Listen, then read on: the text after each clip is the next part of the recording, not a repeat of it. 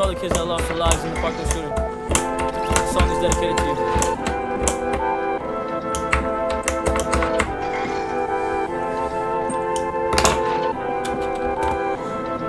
Why am I not moving? Okay, she keep going every single night. And I don't mind, 'cause I'm feeling right. Almost to the God, I'm in my mind. Swear I wanna die, yeah. When you grow up, I don't wanna die, yeah. No, I'm not alright, yeah. I might start a riot, yeah. I'm so fucking tired, yeah. So what's up? What you say? Feeling good, I'm feeling great. Tired of the fucking hate. Stacking cheese all on my plate. Outside my misery, I think I'll find a way of envisioning a better life for the rest of us. Oh, for the rest of us. Okay, she keep going every single night. And I don't want to be right. Almost to the God, I'm in my mind. Swear I wanna die, yeah. When you grow up, I don't wanna die, yeah. No, I'm not alright, yeah. I might start a riot, yeah. I'm so fucking tired, yeah. So what's up? What you say? Feeling good, I'm feeling great. Tired of the fucking hate. Stacking cheese all on my plate.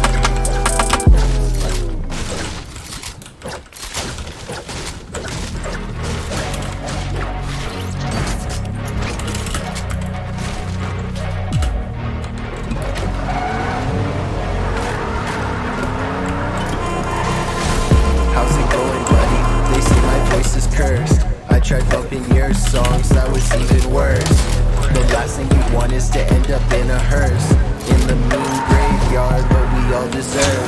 I got the foot lettuce, you got a foot fetish. Pockets full of relish, I bet you hella jealous. I'm the #1 scariest. When it comes to giving chills, I'm nefarious. It's melee, not melee. I don't care what you say. I've been ballin' like Ray Ray. I get spins like a Beyblade, and I'm real with you no matter what I say or what I do. You know I always gotta stay true to my roots. Number 15. You can catch me on your screen. Fit so scary, make you scream. Treat every day like Halloween. Living, walking, talking mean. Number 15. Skirt off in a time machine. Pull up in a limousine. Something that you've never seen. Living, walking, talking mean. Number 15. Hey Dylan, ain't you mad? What? Why? Cause Buddha Pie said you had a stupid voice. How did he do that stupid voice? Number 15. Why does he talk like that? And why? I have so many questions. Oh my, now I'm chillin', I just might rejoice. This shit got me grinning, so it's all G my guy. It's melee, not melee, I don't care what you say. I've been ballin' like Ray Ray. I get spins like a Beyblade, and I'm real with you no matter what I say or what I do. You know I always gotta stay true to my roots. Number 15. You can catch me on your screen. Fit so scary, make you scream. Treat every day like Halloween. Living, walking, talking mean. Number 15. Skirt off in a time machine. Pull up in a limousine. Something that you've never seen. Living, walking, talking mean. Number 15. In my basement, all these blacks working hard, not looking back. Then I black out on a track. Kill the beat like Zodiac. Mad in game, I'm making plays. Come with me, I pave the way. Captain chills, I save the day. Rolling up a paper plane. Keep it legit, I make the hits. Stuff you can play in your car. Your shit is weak, put me to sleep. Something like ASMR. And I'm real with you no matter what I do. You know I always gotta stay true to my roots. Number 15. You can catch me on your screen. Fit so scary, make you scream.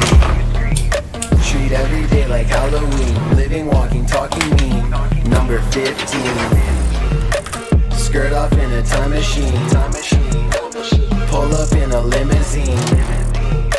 Something that you've never seen. Living, walking, talking mean. Number 15.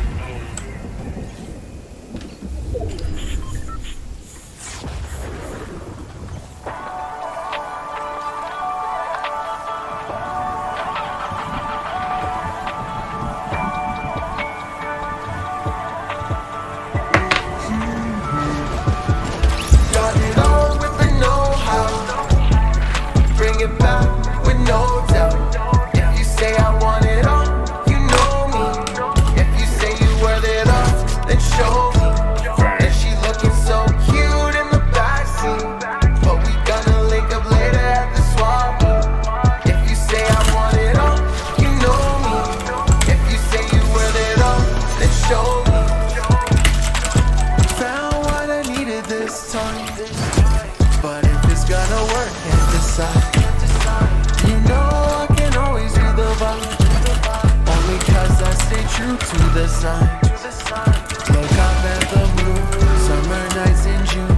For you I'll stay true, all happen too soon. But I can't refuse, cause I pay my dues.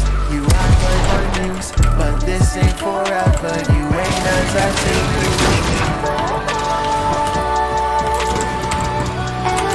Got it all with the know-how. Bring it back with no doubt. If you say I want it all, you know me. If you say you worth it all, then show me. And she looking so cute in the backseat, but we gonna link up later at the swap meet. If you say I want it all, you know me. If you say you worth it all, then show me. You want it all, the summer, the winter, the spring and the fall. I light up whenever you call. If you worth it all, then show me. She wanna glow, borrow my sweater whenever she cold, holding me down when I'm out on the road. You already know anywhere that I go, I got it all with the know-how. Bring it back with no doubt.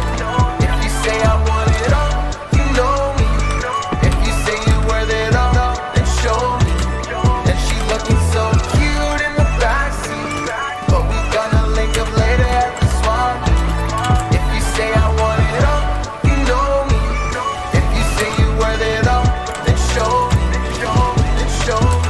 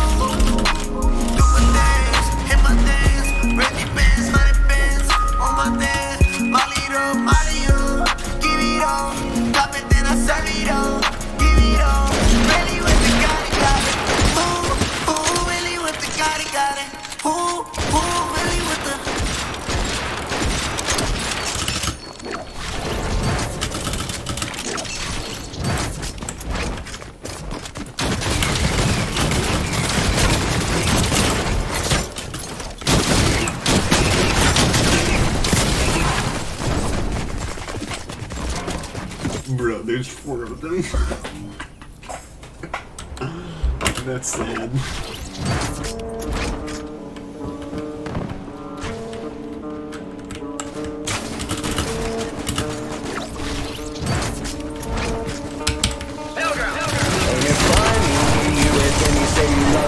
I've been trying to get away for some time. Part ways with the life I chose. Take back what's mine, but it's all good. Ain't it funny? You with them, you say you love me. Thoughts stay here in my mind. Then you just act like it's all fine. Mixed signs, sick of trying, but it's all good. Ain't it funny? You with them, you say you love me. You're my saving grace, all in the worst ways. Let's just get away, leave a good place. Ending our lives, but it's all good. Times change, people change, you just stay the same. Big respect, my darling, you really have no shame. But when flames fade, you afraid to change. Don't know why I really care in the first place. Acting like a psycho, name no debates. Infinite lust, look like figure eights. We get so high, make me feel right. Let's end it all tonight, see the other side.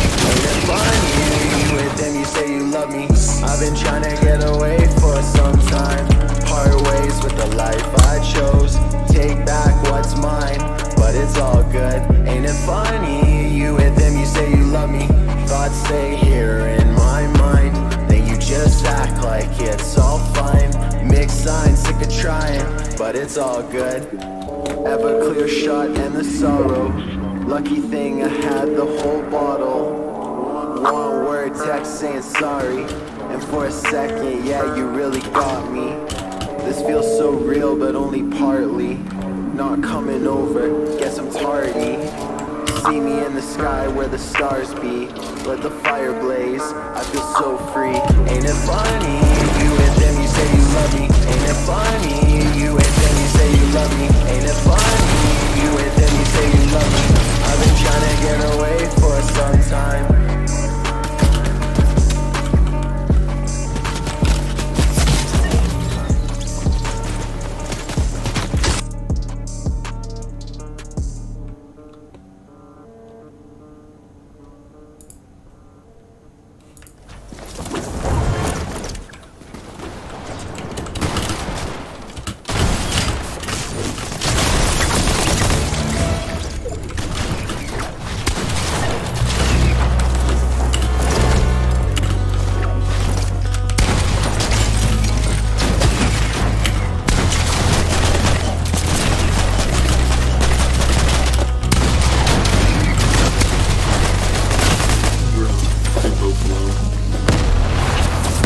When the days are cold and the cards all cold and the saints, we see how I made it day.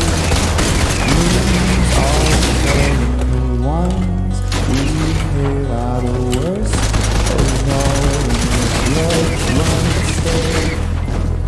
I wanna hide the truth, I wanna shelter you. Oh, you put peace inside, there's nowhere we can hide. No matter what we breed, we still are made of greed. This is my kingdom come, this is my kingdom. When you feel my heat, look into my eyes. It's where my demons hide, it's where my demons hide. Don't get too close, it's dark inside. It's where my demons hide, it's where my demons hide.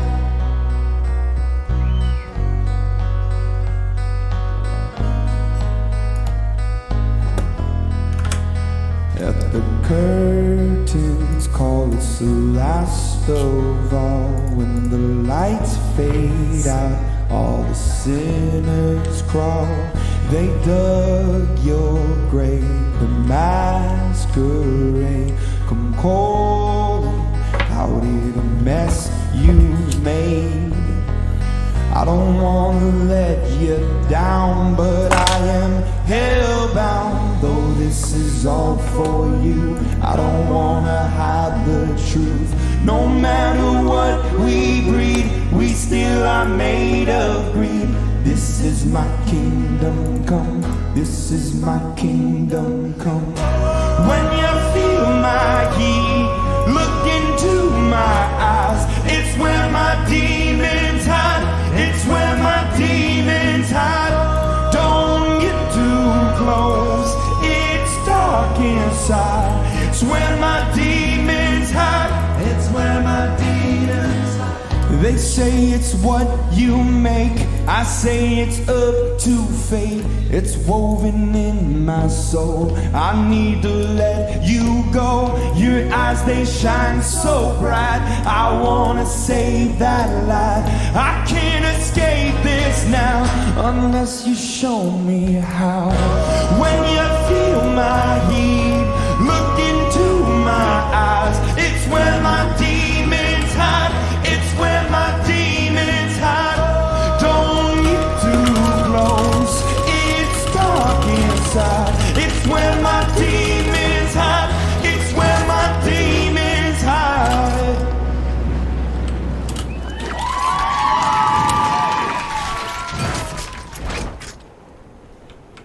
You kind of missed the building, my friend. I heard you told your friends that I'm just not your type. If that's how you really feel, then why'd you call last night? You say all I ever do is just control your life. How you gonna lie like that? How you gonna lie like that? Yeah, I heard you say I ain't the type for you. I don't regret it, so I learned from it. They should have you locked up for all the time you stole from us. Well, took you out when I had no money. Only person that you ever cared about with you, that's why it's so funny. You want somebody that'll keep you warm and not to tell me why you acting cold to me. You ain't the only one to blame, no, I'm the one that made you rich whenever every life sold to me. Yeah, I heard you throw away the pictures, but you still got the memories of us, so I guess I don't really make a difference. Flipping through them in your head, got you texting me all hours of the night. Yeah, you told me that you needed this. What's the deal with you? You say you want a man that keeps it real, then why you mad when I get real with you? You want someone to pay the bills for you, went from feeling and now I feel for you, liar. You told your friends that I'm just not your type. If that's how you really feel, then why'd you call last night? You say all I ever do is just control your life.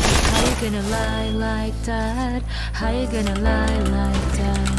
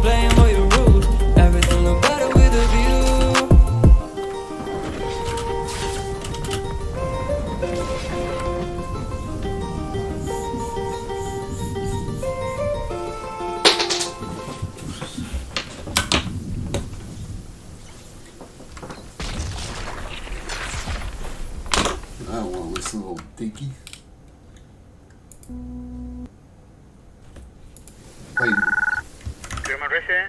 Hi, my name's Dave. I know this is kind of ridiculous, but I'm actually a rapper, and we're shooting a music video all about how we can make the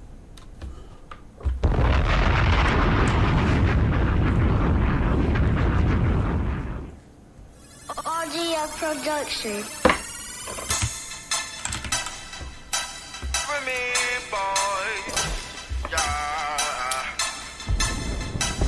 1738. I'm like, hey, what's up, hello? Sent your pretty ass soon as you came in the door. I just wanna chill, got a sack for us to roll. Married to the money, introduced her to my stove. Showed her how to whip it, now she remixing for low. She my trap queen, let her hit the bando. We be counting up, watch how far them bands go. We just had to go, talking about the Lambos. Up 56 a gram, 500 grams though. Man, I swear I love her, how she work the damn pole. Hit the strip club, we be letting bands go. Everybody hate who we just call them fans though. In love with the money, I ain't never letting go. And I get high with my baby, baby. I just love the mall, I'm getting fly with my baby, yeah. And I get ride with my baby, baby. I be in the kitchen cooking pies with my baby, yeah. And I get ride with my baby, baby. I just love the mall, I'm getting fly with my baby, yeah. And I get ride with my baby, baby. I be in the kitchen cooking pies. I said hello, my track queen, cause all we know is bands. I just might snatch a Ferrari and buy my boo a lamb. I just might snatch a binoculars, drop a couple on the ring. She ain't wantin' for nothing because I got her. Everything is big, so up in the band though. Remind me where I can't go. When me boys got the stand though. Count up our little bands though. Boy, how fucking your bands go. Fetty rough them in 50,000 K. How I stand though. If you check them from my pockets, I'm like. And I get high with my baby, baby. I just left the mall, I'm getting fly with my baby, yeah. And I can ride with my baby, baby. I be in the kitchen cooking pies with my baby, yeah. And I can ride with my baby, baby. I just left the mall, I'm getting fly with my baby, yeah. And I can ride with my baby, baby. I be in the kitchen cooking pies. I'm like, hey, what's up, hello? Seen your pretty ass soon as you came in the door. I just wanna chill, got a sack for us to roll. Married to the money, introduced her to my stove. Showed her how to whip it, now she remixing for low. She my track queen, let her hit the bando. We be counting up, watch how far them bands go. We just said it though, talking about your Lambos. 56 a gram, 500 grams though. Man, I swear I love her, how she work the damn pole. Hit the strip club, we be letting bands go. Everybody hate her, we just call them fans though. In love with the money, I ain't never let go. I be smoking dope and you know backwards what I roll. Remy boy Fetty eating shit up, that's for sure. I run in your house, then I fuck your hoe. Remy boys are nothing, Remy boys are nothing. Yeah, you hear my boy sounding like a zillion bucks on the track. I got whatever on my board, whatever. Put your money where your mouth is. Money on the wood make the game go good. Money out of sight cause fights. Put up or shut up, huh? Knit the grit. RGF Productions.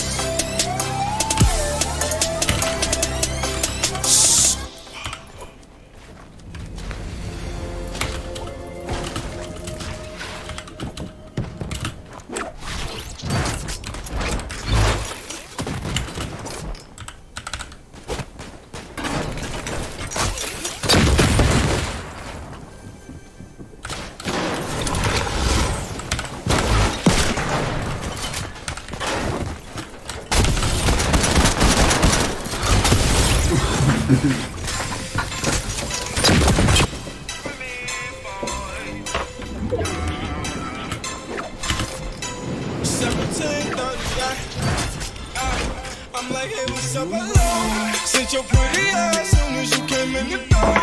I just wanna chill, got a sack for us to roll. Married to the money, introduced her to my stove. Showed her how to whip it, now she remixing for low. She my track queen, let her hit the bando. We be counting up, watch how far them bands go. We just had to go, talking about your Lambos. At 56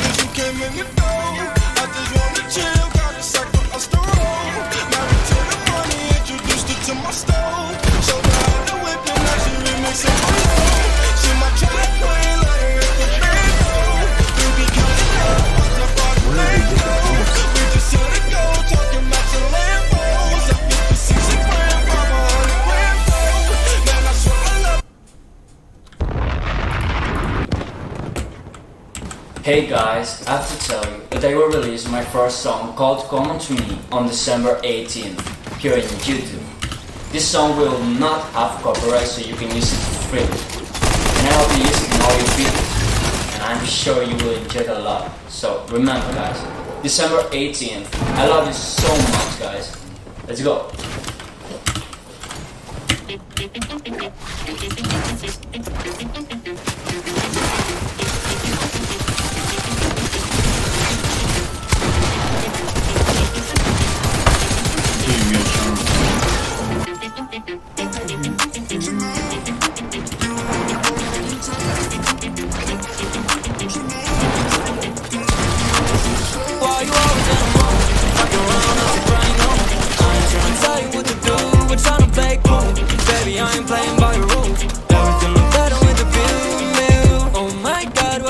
Trying to test me to turn up in the back of the dustbin. Can be clever, she's trying to arrest me, dying to impress me, dying to forget me. I can keep singing all my songs, we are. You keep growing and it goes on and on. Can you figure out what's wrong with ya? It's a perfect thermometer. Seems like you need your call. Go crazy. Why you always at home? Fuck around, not to brain on. Tell you what to do, but tryna play cool.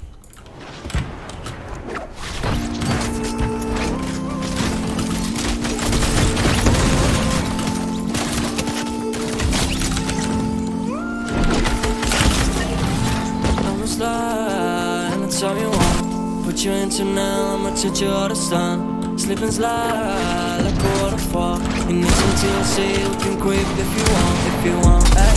Turn your phone on. Take your clothes off. I'm a savage, better fuck her to a slow song. Turn the lights down, lay the pipe down.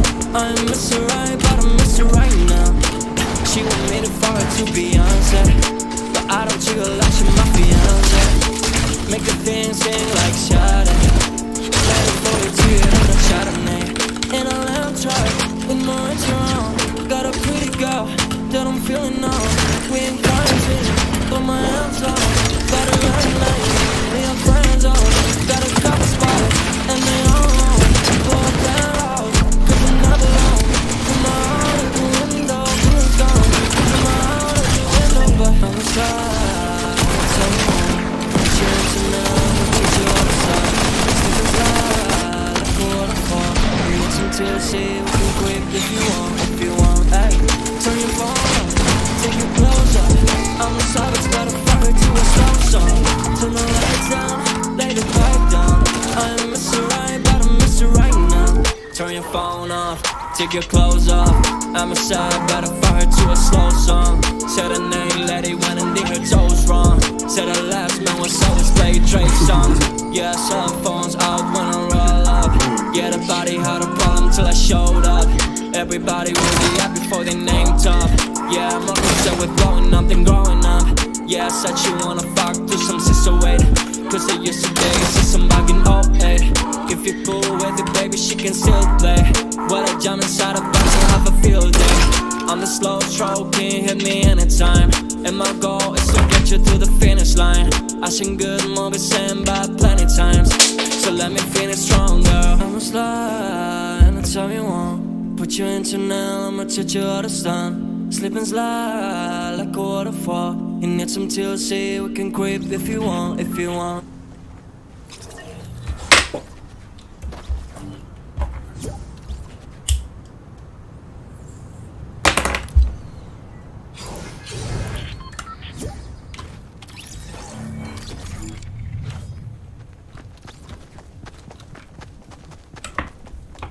I love that banana skin. Long, I promise I will be okay. I really want it, but I always get Just wipe those tears off of your face. I'm sorry, I won't right my wrongs. I'm guilty. Lord have mercy, please forgive me. Mama, please don't you cry. I'm sorry.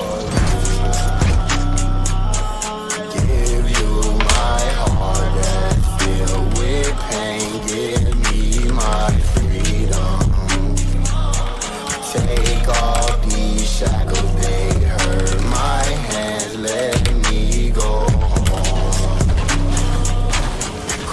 shower, cold bath, cold food, cold slab, only makes it cold heart.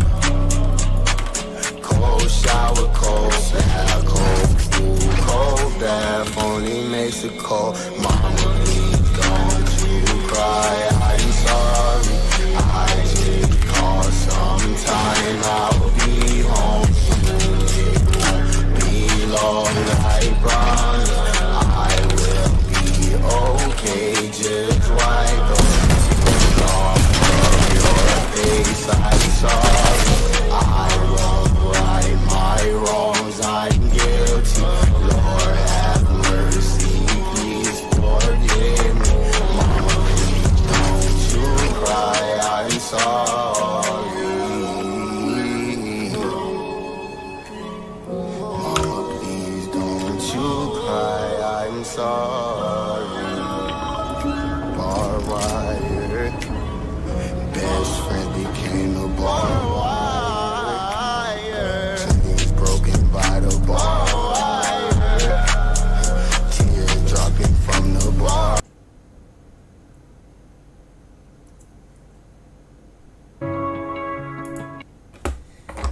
Don't stay awake for too long. Don't go to bed. I'll make a cup of coffee for your head. I'll get you up and going out of bed. Yeah, I don't wanna fall asleep, I don't wanna pass away. I've been thinking of our future cause I'll never see those days. I don't know why this has happened, but I probably deserve it. I tried to do my best, but you know that I'm not perfect. I've been praying for forgiveness, you've been praying for my health. When I leave this earth, hoping you'll find someone else. Cause yeah, we still young, there's so much we haven't done. Getting married, start a family, watch your husband with his son. I wish it could be me, but I won't make it off this bed. I hope I go to heaven so I see you once again. My life was kinda short, but I got so many blessings. Happy you were mine, it sucks that it's all ending. For too long, don't go to bed. I'll make a cup of coffee for your head. I'll get you up and going out of bed. Yeah, hey. Don't stay awake for too long. Don't go to bed. I'll make a cup of coffee for your head. I'll get you up and going Hey. out of bed. Yeah. I'm happy that you're here with me, I'm sorry if I tear up. When me and you were younger, you would always make me cheer up. Taking goofy videos and walking through the park, you would jump into my arms every time you heard a bark. Cuddle in your sheets, sang me sound asleep, and sneak out through your kitchen at exactly 1:03. Sundays went to church, and Mondays watched a movie. Soon you'll be alone, sorry that you have to lose me. Too long, don't go to bed.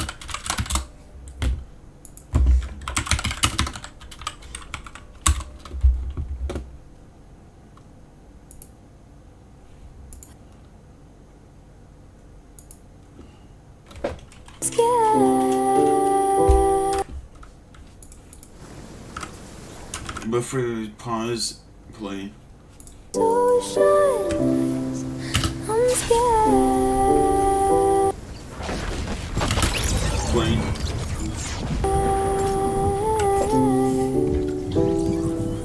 I've never fallen quite this high, falling into your ocean eyes. Those ocean eyes.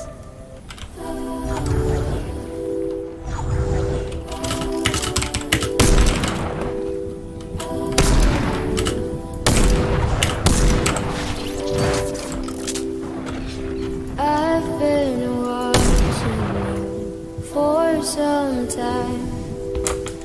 Can't stop staring at those ocean eyes.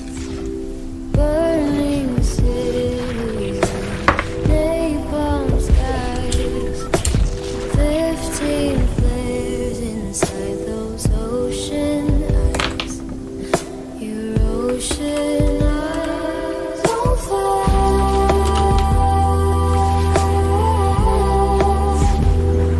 You really know how to make me cry.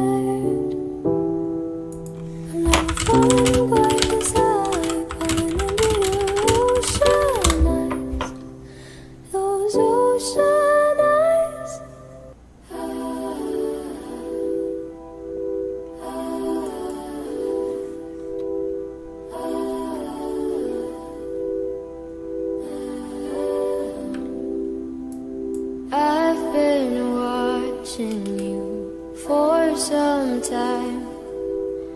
Can't stop staring at those ocean eyes. Burning cities and napalm skies. 15 flares inside those ocean eyes. Your ocean eyes on fire.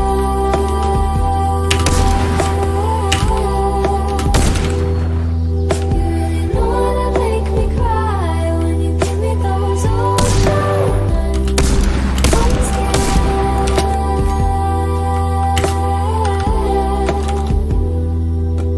Never falling from right beside, falling into your ocean eyes. Those ocean eyes. I've been walking through a world gone blind. Can't stop thinking of your diamond. Careful creature made friends with time. He left her lonely with the diamond mine.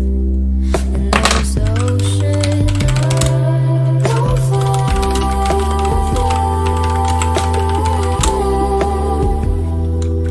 You really know how to make me cry when you give me those ocean eyes. I'm scared.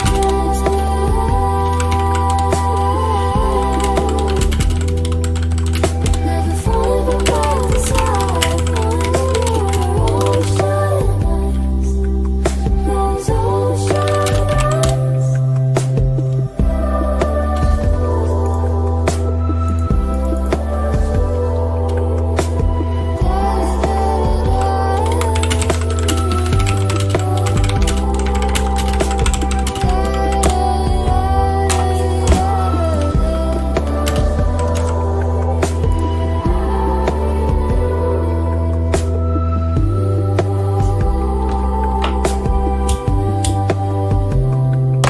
ocean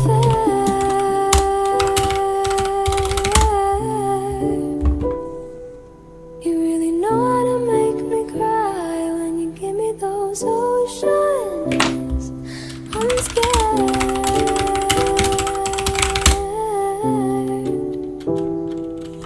Never falling right beside, falling into your ocean eyes. Those ocean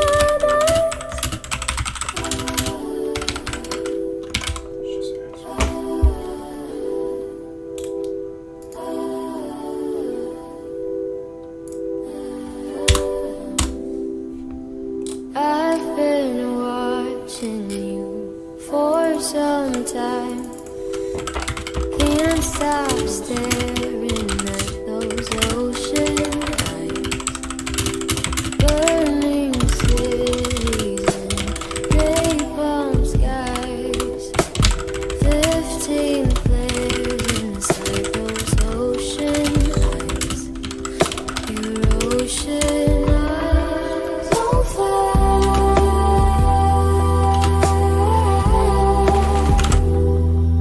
You really know how to make me cry when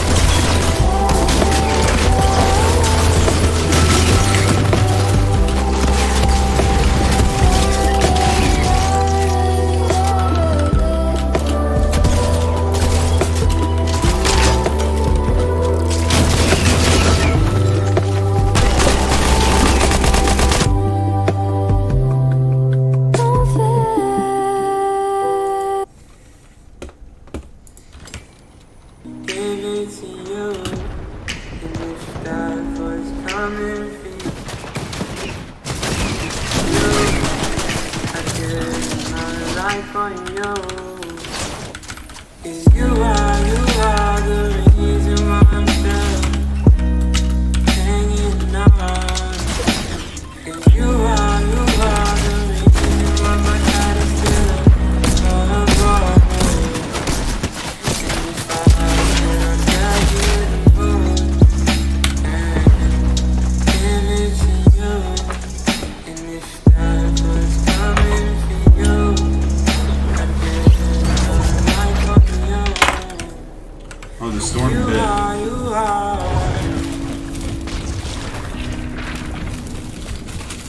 Oh, you are.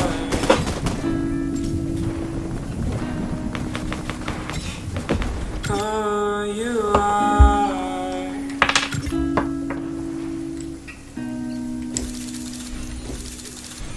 You are.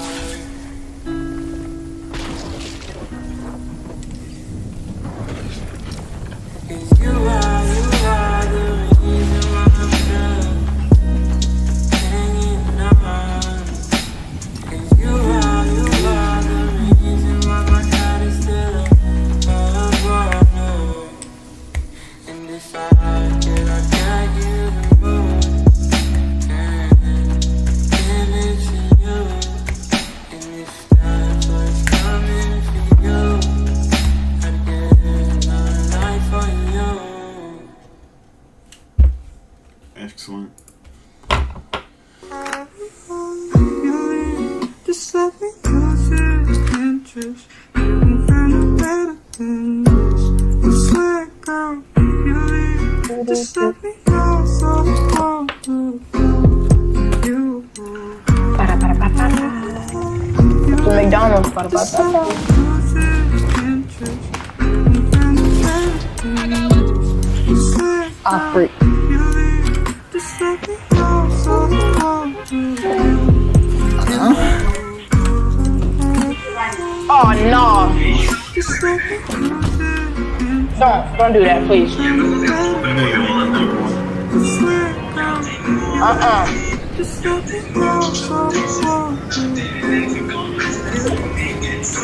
Assim, papi, chama.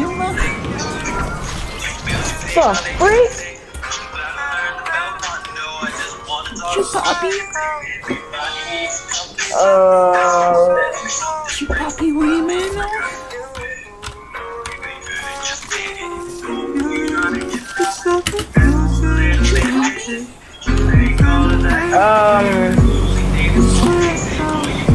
Yeah, I really don't got nothing to say now.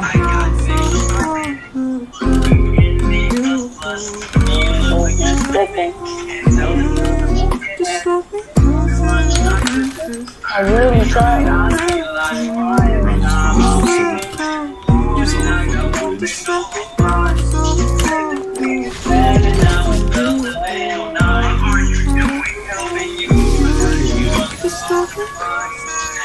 Thank you.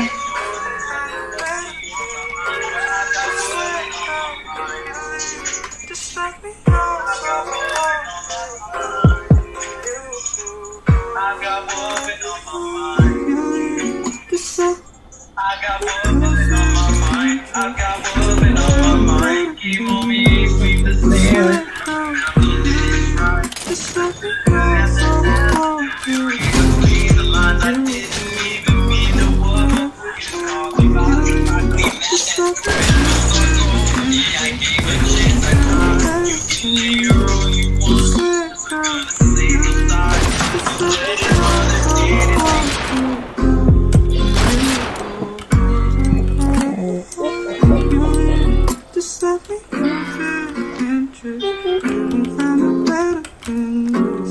I swear, girl, you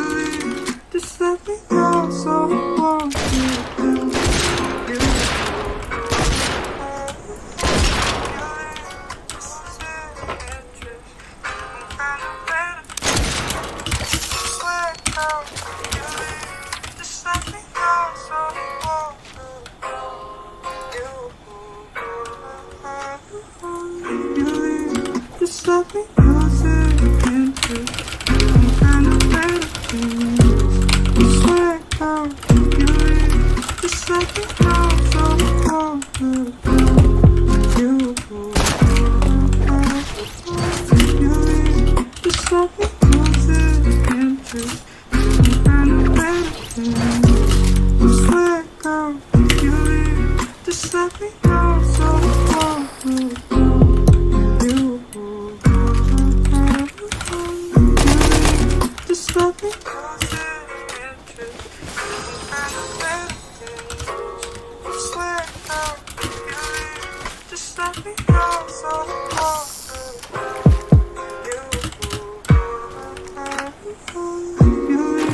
Just let me lose interest in kind of better things. Just let go, you leave. Just let me go, so far. You leave. Just let me lose interest in kind of better things. Just let go, you leave. Just let me go, so far.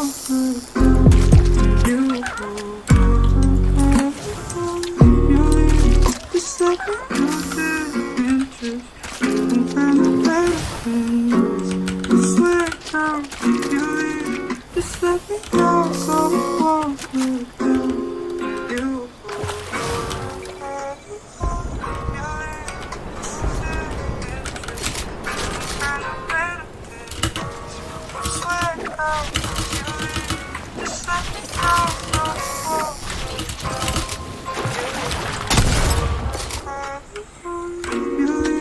Just let me lose interest in kind of better things.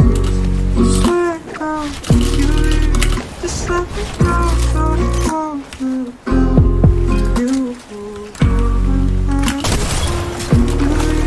Just let me lose interest in kind of better things. Just let go, you leave. Just let me go, so far.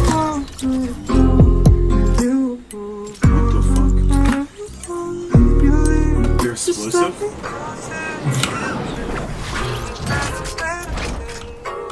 Just let go, you leave. Just let me go, so far.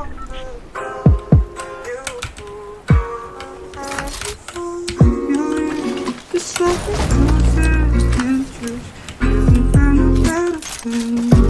Just let go, you leave. Just let me go, so far.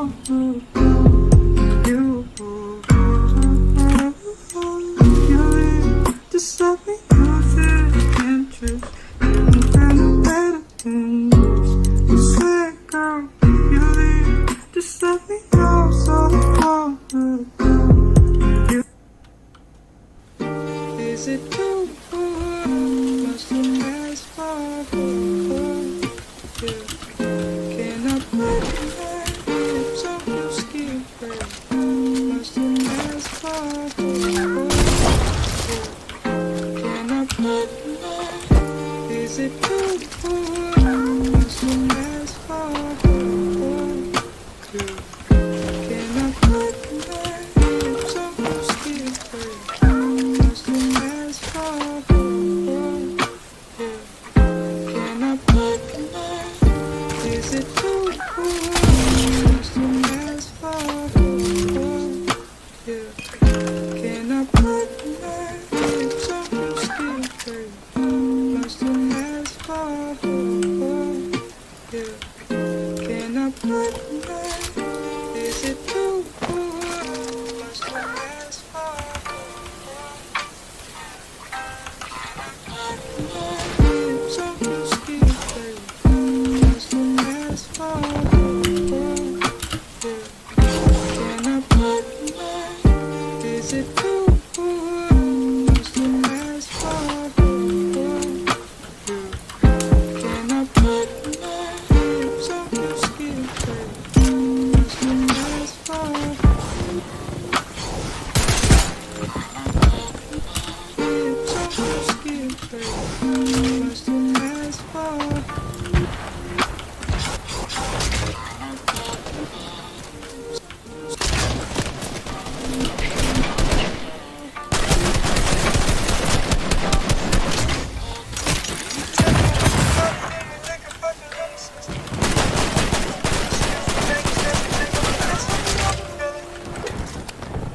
Sorry, I feel no attraction and none of this benefit.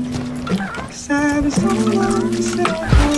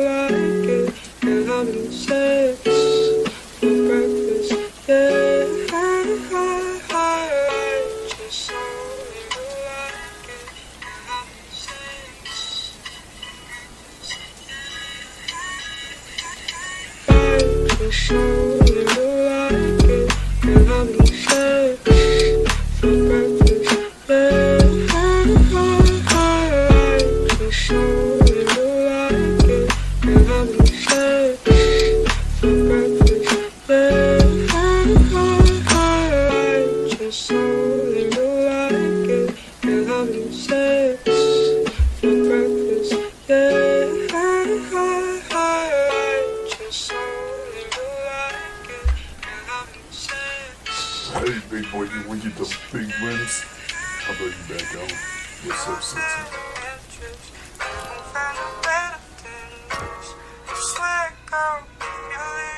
Just let me know so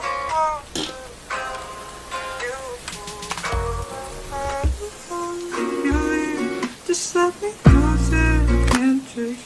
You won't find a better thing. I swear, girl, you leave.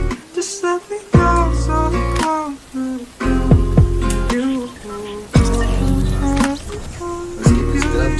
just let me lose interest. You won't find a better thing. I swear, girl, you leave. Just let me know so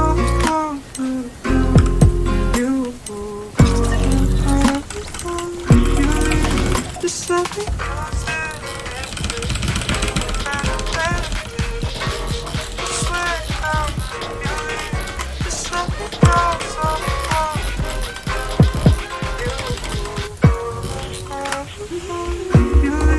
just let me lose interest.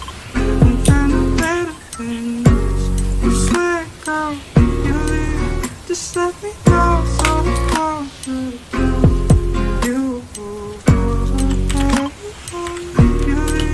just let me lose interest. You won't find a better thing.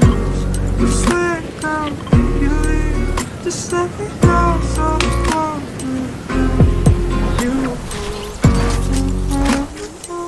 you leave. Just let me lose interest.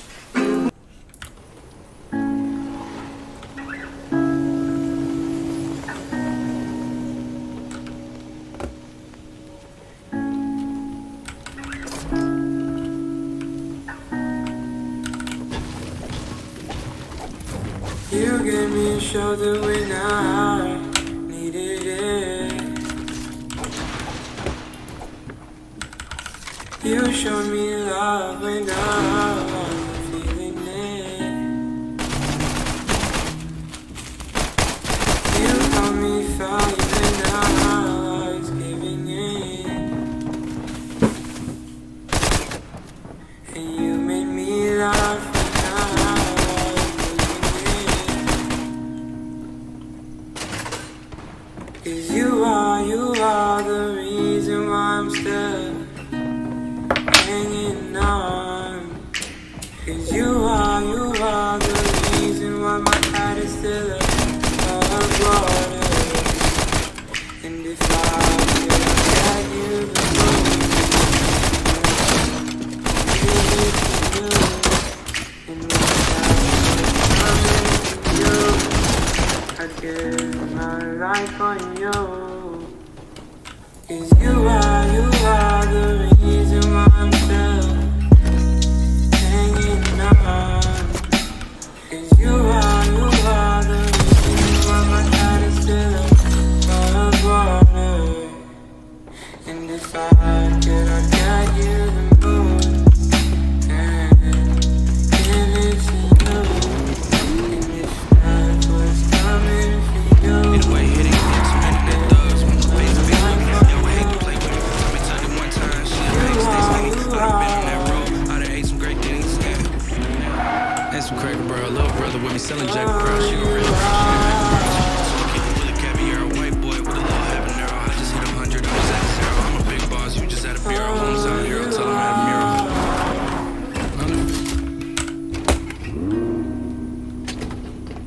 Hotel with some bidding, gotta do my bidding. You changed, no kidding. Wasn't always as pretty. I'm the man in my city. Can't with me. you are the reason why I'm still Swag on dance for real. First coming in no pen or bills. Think I know what I live. you are the reason why my heart is still above water. And if I could, I'd get you the moon.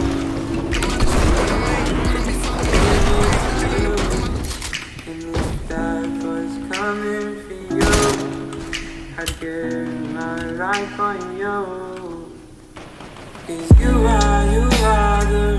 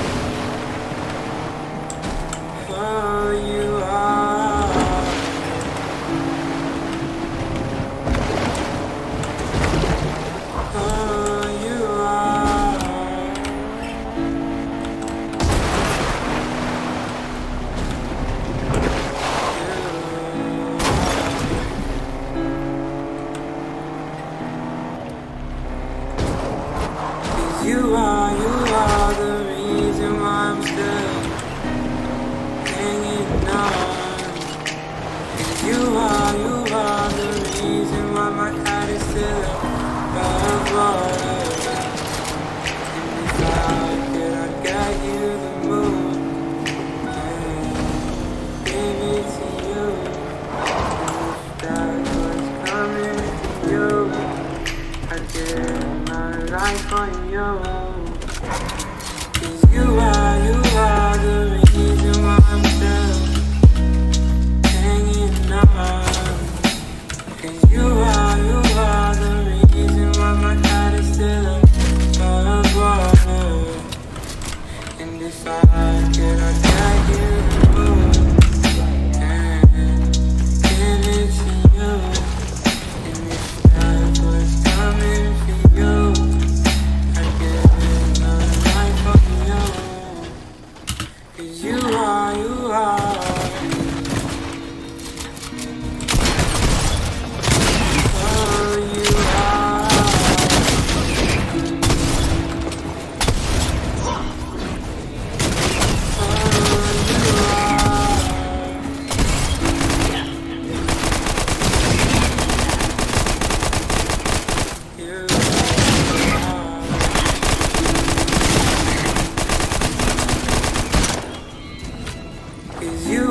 You are the reason why I'm still hanging on. 'Cause you are the reason why my heart is still above water. And if I could, I'd get you the moon and give it to you. And if that was coming for you, I'd give my life on you. 'Cause you are the reason why I'm still hanging on. 'Cause you are the reason why my heart is still above water. And if I could, I'd get you the moon and give it to you. And if that was coming for you, I'd give my life on you.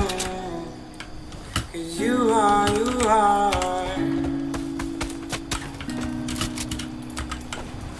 Oh, you are.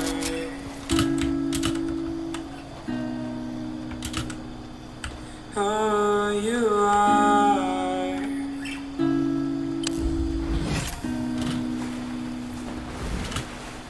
You are.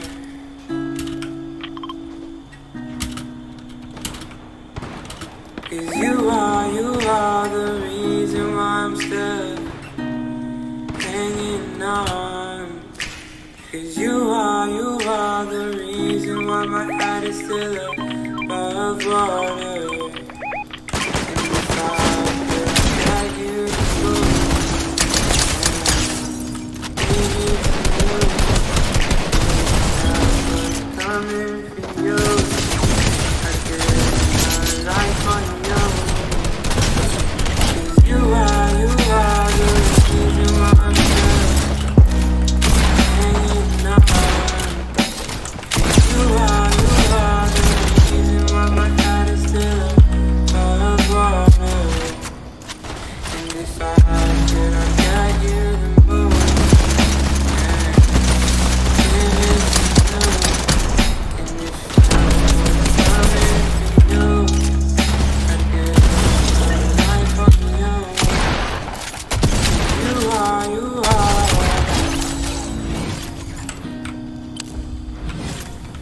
Oh, you are.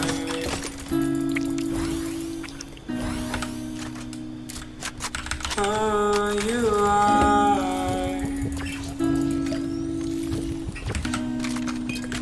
Easy kills. You are.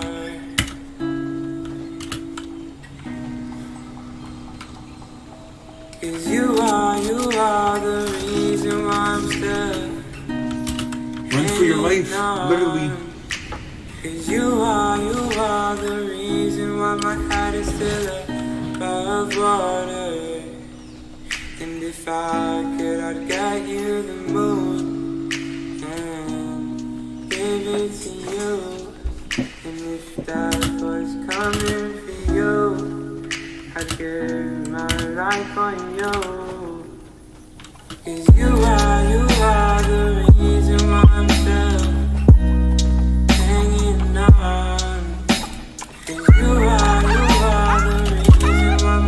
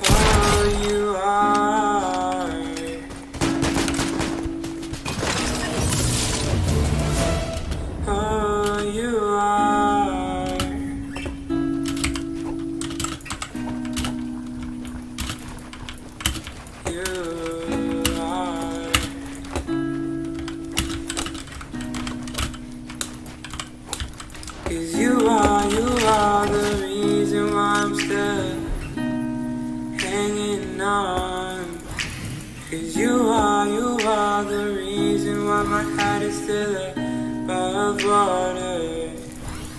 And if I could, I'd get you the moon and give it to you. And if death was coming for you, I'd give my life on you. 'Cause you are the reason why I'm still hanging on. 'Cause you are the reason why my heart is still above water. And if I could, I'd get you the moon and give it to you. And if that was coming for you, I'd give my life on you. 'Cause you are.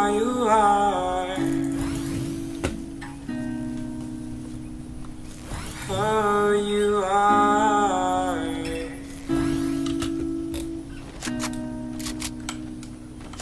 Oh, you are.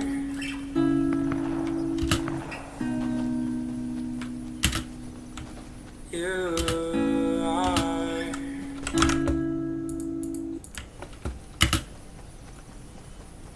Shit, I gotta take my medicine after this game.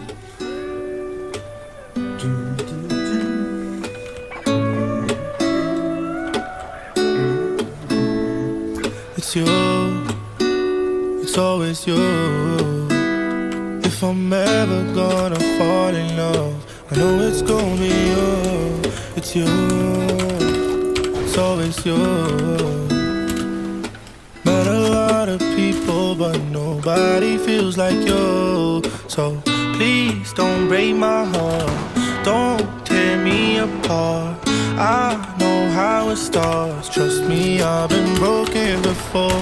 Don't break me again, I am delicate.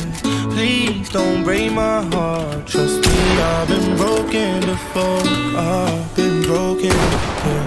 I know how it feels to be open and then find out your love isn't real. I'm still hurting, yeah, I'm hurting inside. I'm so scared to fall in love, but if it's you, then I'll try. It's you, it's always you. If I'm ever gonna fall in love, I know it's gonna be you. It's you, it's always you. Met a lot of people, but nobody feels like you. So please don't break my heart, don't tear me apart. I know how it starts, trust me, I've been broken before. Don't break me again, I am delicate. Please don't break my heart, trust me, I've been broken before. No, I'm not the best at choosing lovers. We both know my past speaks for itself. If you don't think that we're right for each other, then please don't let history repeat itself. 'Cause I want you, I want you. There's nothing else I want.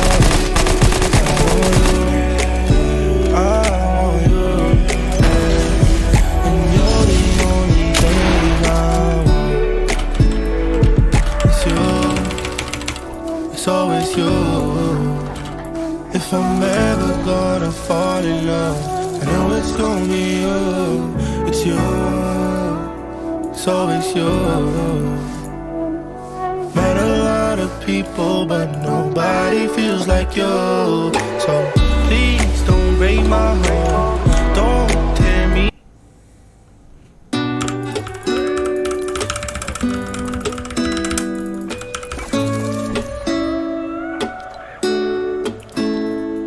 It's you, it's always you. If I'm ever gonna fall in love, I know it's gonna be you. It's you, it's always you. Met a lot of people, but nobody feels like you. So please don't break my heart, don't tear me apart.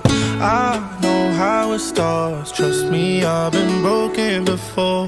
Don't break me again. I am delicate. Please don't break my heart. Trust me, I've been broken before. I've been broken, yeah. I know how it feels to be open and then find out your love isn't real. I'm still hurting, yeah. I'm hurting inside. I'm so scared to fall in love, but if it's you, then I'll try. It's always you.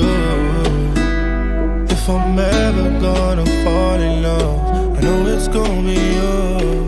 It's you. It's always you. Met a lot of people, but nobody feels like you. So please don't break my heart. Don't tear me apart. I know how it starts. Trust me, I've been broken before. Don't break me again.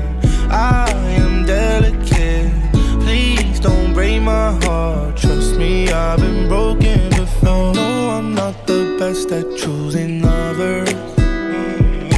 We both know my past speaks for itself. If you don't think that we're right for each other, then please don't let history repeat itself. Cause I want you, I want you. There's nothing else I want. Cause I want you, I want you, yeah. And you're the only thing I want. It's you, it's always you. If I'm ever gonna fall in love, I know it's gonna be you. It's you, it's always you. Met a lot of people, but nobody feels like you. So please don't break my heart. Don't tear me apart. I know how it starts. Trust me, I've been broken before. Don't break me again. I am delicate. Please don't.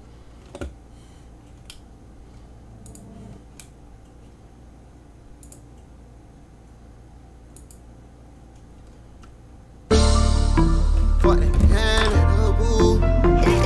Yeah, fuck your bitch, he did. Now that the I'm crazy like that, big Glock bitch.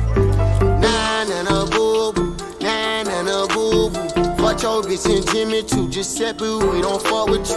Nah, nah, nah, boo boo. Nah, nah, nah, boo boo.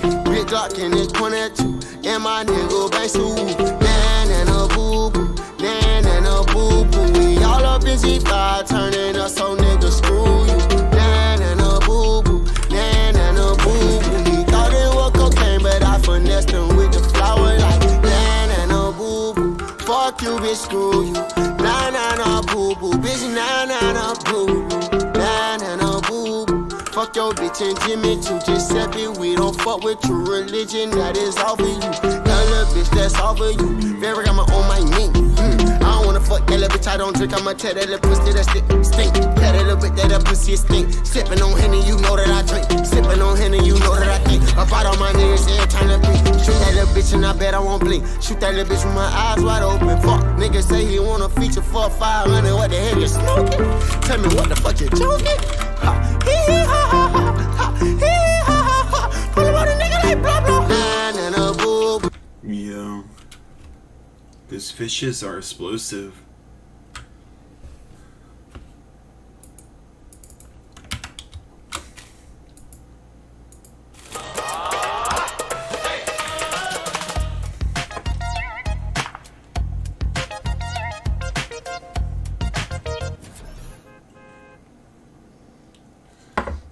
I ain't around no weed. What's this? Bro, that's what I felt like when I was locked up.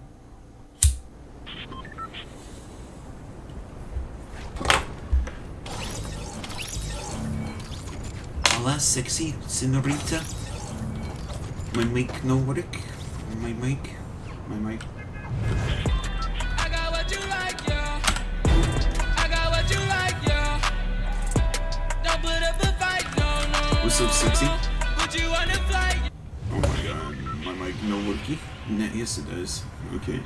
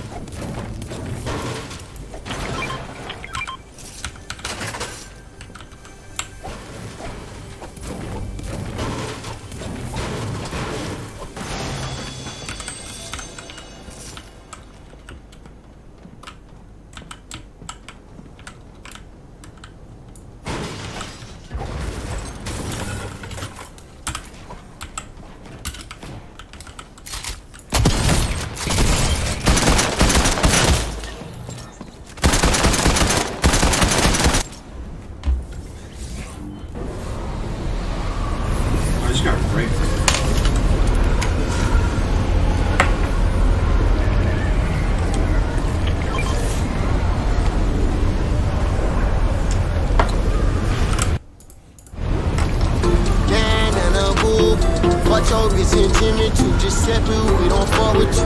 Man and a boo-boo, man and a boo-boo. Big Glock in his point at you, and my nigga base who. Man and a boo-boo, man and a boo-boo. We all up busy thought, turning us so nigga screw you. Man and a boo-boo, man and a boo-boo. He thought it was cocaine, but I finessed him with the flower. Like this shit get tall, but I should read it all the way we swag. 40 on my neck, now ain't even fucking bragging. 10 bands on the nigga wrist and I spent it. Started for like 35 on it like Benny. I don't wanna fuck the bitch because I heard she ugly. Shawty wanna fuck me, but I know the pussy musky. I am not a cleaner, but you know that pussy dusty. That chopper gon' kill you, I swear to God we drill you. One blood gang, yes ooh. You ain't with us, I can't feel you. But I phone crib, free motherfucking breathe. Yeah, he trippin', yeah, he trippin'. But my nigga cribbin'. And my nigga bumming, hosting 100 pounds, that ain't nothing. Nah, nah, nah, boo-boo, nah, nah, nah, boo-boo. Fuck your bitch and Jimmy too, just separate, we don't fuck with you.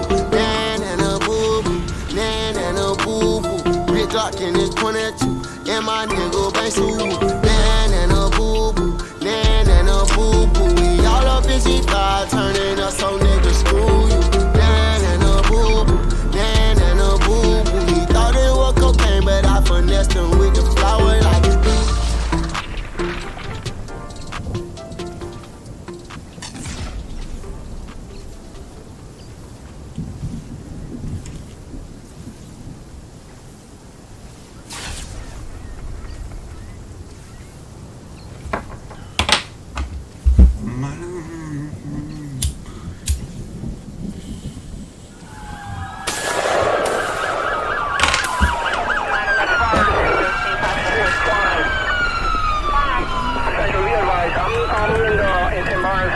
4 more shots.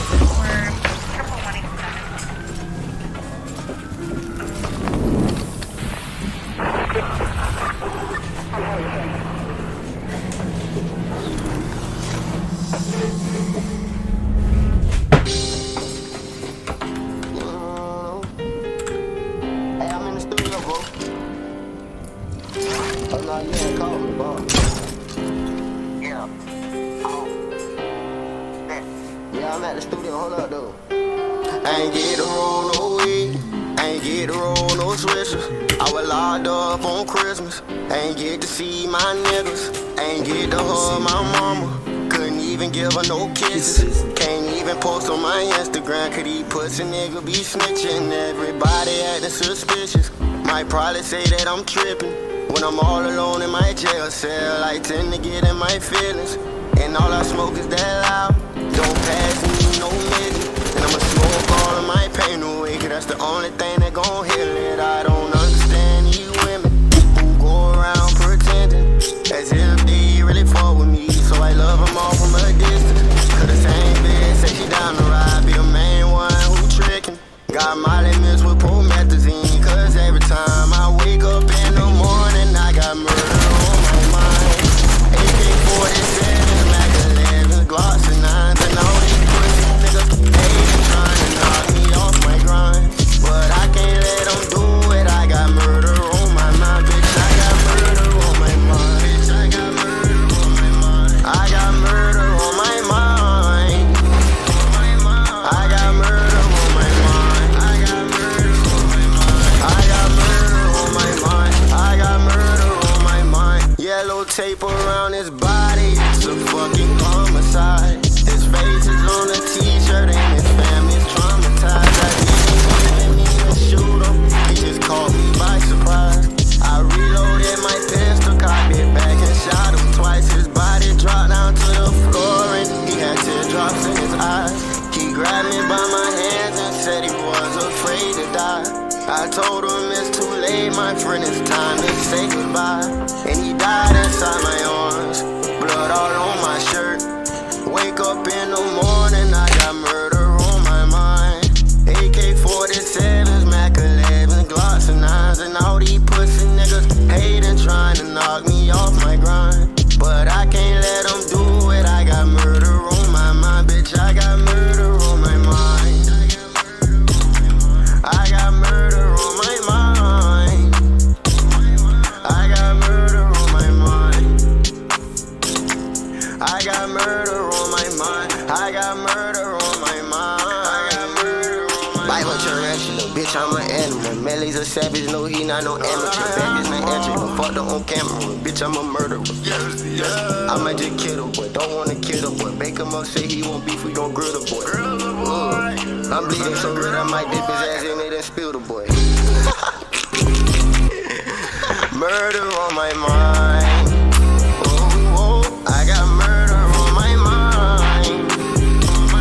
I got murder on my mind. I got murder on my mind. Wake up in the morning, I got murder on my mind. AK-47, Mac 11, Glocks and 9s, and all these pussy niggas hating, trying to knock me off my grind. But I can't let them do it. I got murder on my mind, bitch. I got murder on my mind. I got murder on my mind. I got murder on my mind. I got murder on my mind. I got murder on my mind. Murder on my mind. Oh, young nigga world, bitch. Oh.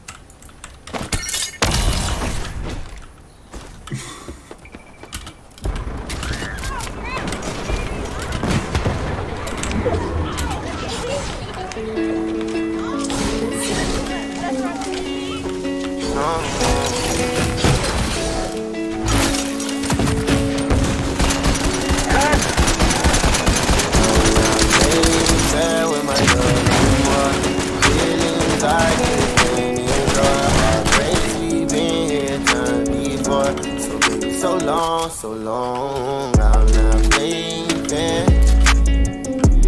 Playing fair. I'm not playing fair with my love no more. So baby, so long, so long. So heartless, bitch, I hate you. I can't believe you did me. Your mama thought that we were gonna last. I thought it too. First love, I let you stay with me. I let you tote on Glocks and K's with me. And I really want you to know. Break your heart in sentiments, what I'ma do. To know. Baby, so long, so long. So baby, so long, so long. So baby, so long.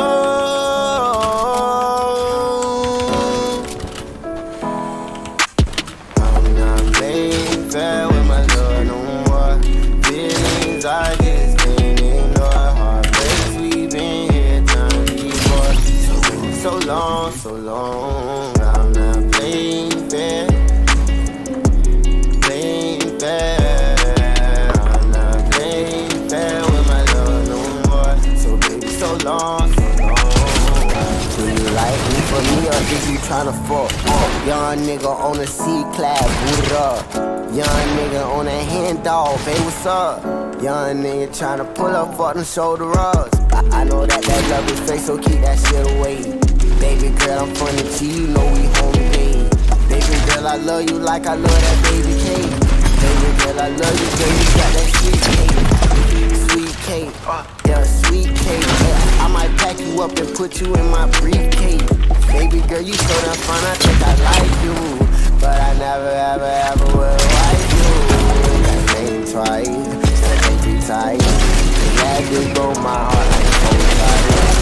No, I ain't all the red diamond Doja Cabana, Christian Dior. All the Giuseppe Da Vinci and the Gucci I bought. Tryna say I broke your heart and tryna say it's my fault. Had the key to your heart, but you switched the vault. Damn, I thought you was one, but look, baby, I thought I'm not playing fair with my love no more. Feelings I just can't ignore. Heartbreaks we've been here time before. So baby, so long, so long. I'm not playing fair. Playing fair. Playing fair with my love no more. So long, so long. I'm not playing fair with my love no more. Feelings I just can't ignore. Heartbreaks we've been here first before. So long, so long.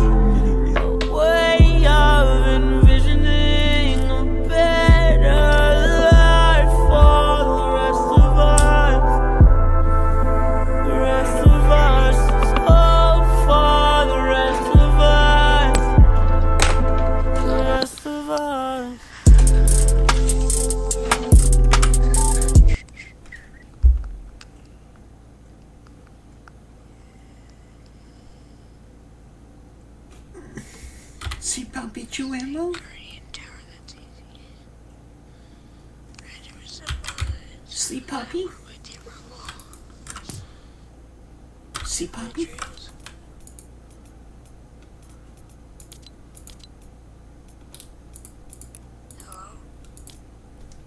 See, puppy?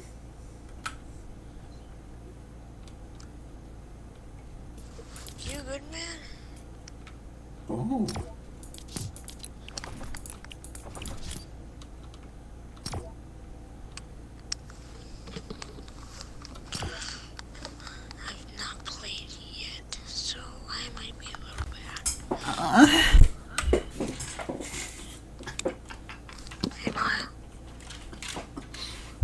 Bro, no homo completely, just to let you know.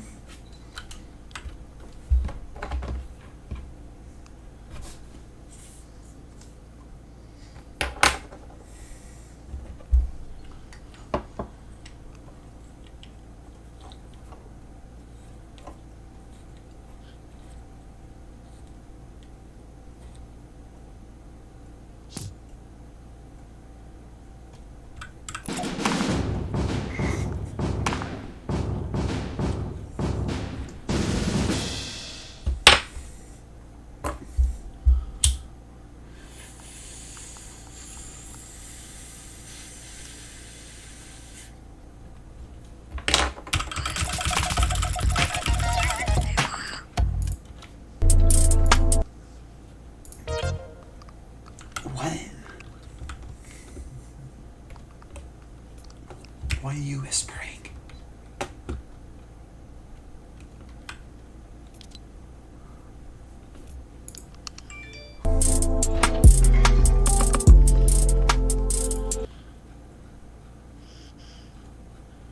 I don't know where.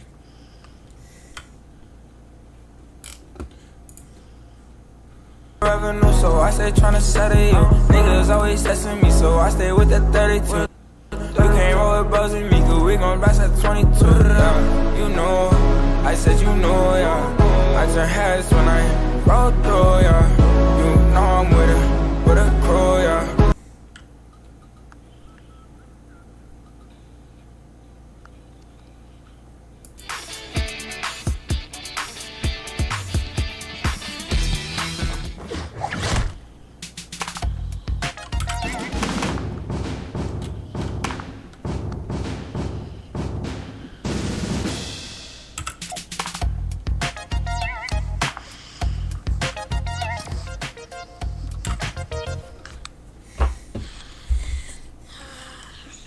Do you like Anno? Challenges in Rocket League, okay. Saying randoms. I'm just gonna start saying random words. Oh yeah.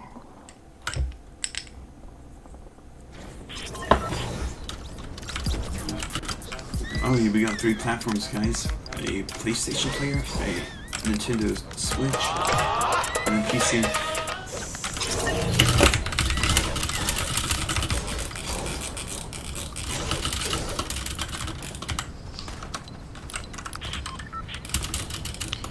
Imagine playing like this.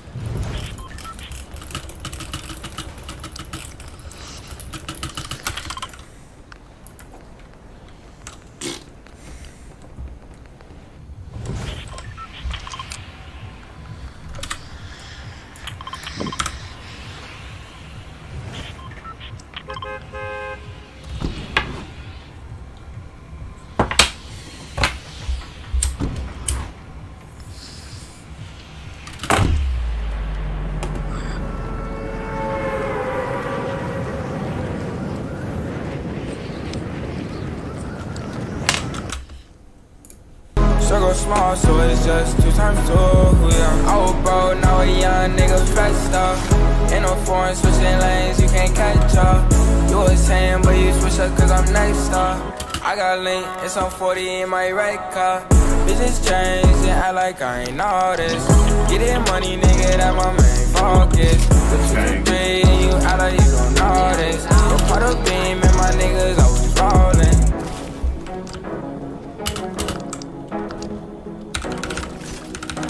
He's a loot still. He stole my shotgun.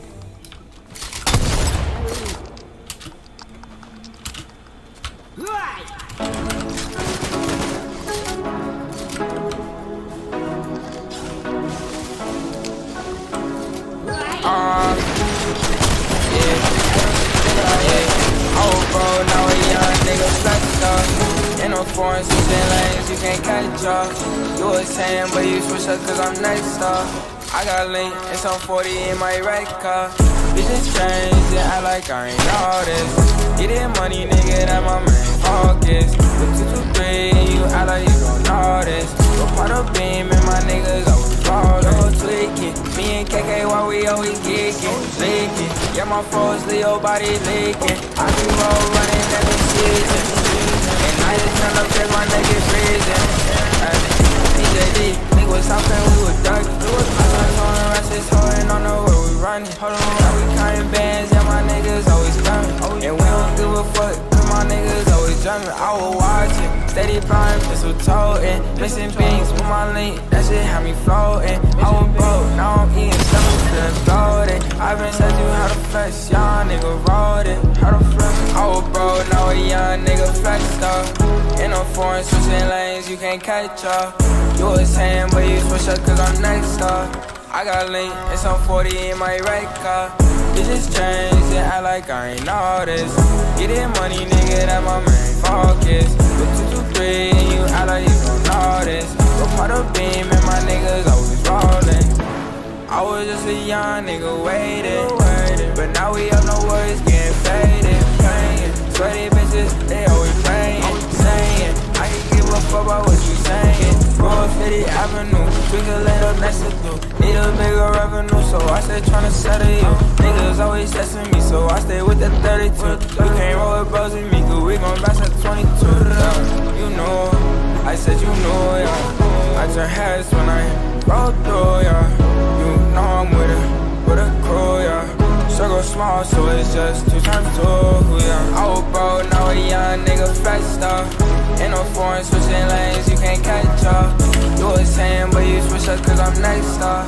I got link and some 40 in my red car. Bitches change and act like I ain't know this. Getting money, nigga, that my main focus. With 223 and you act like you don't know this. Go part of beam and my niggas always rollin'.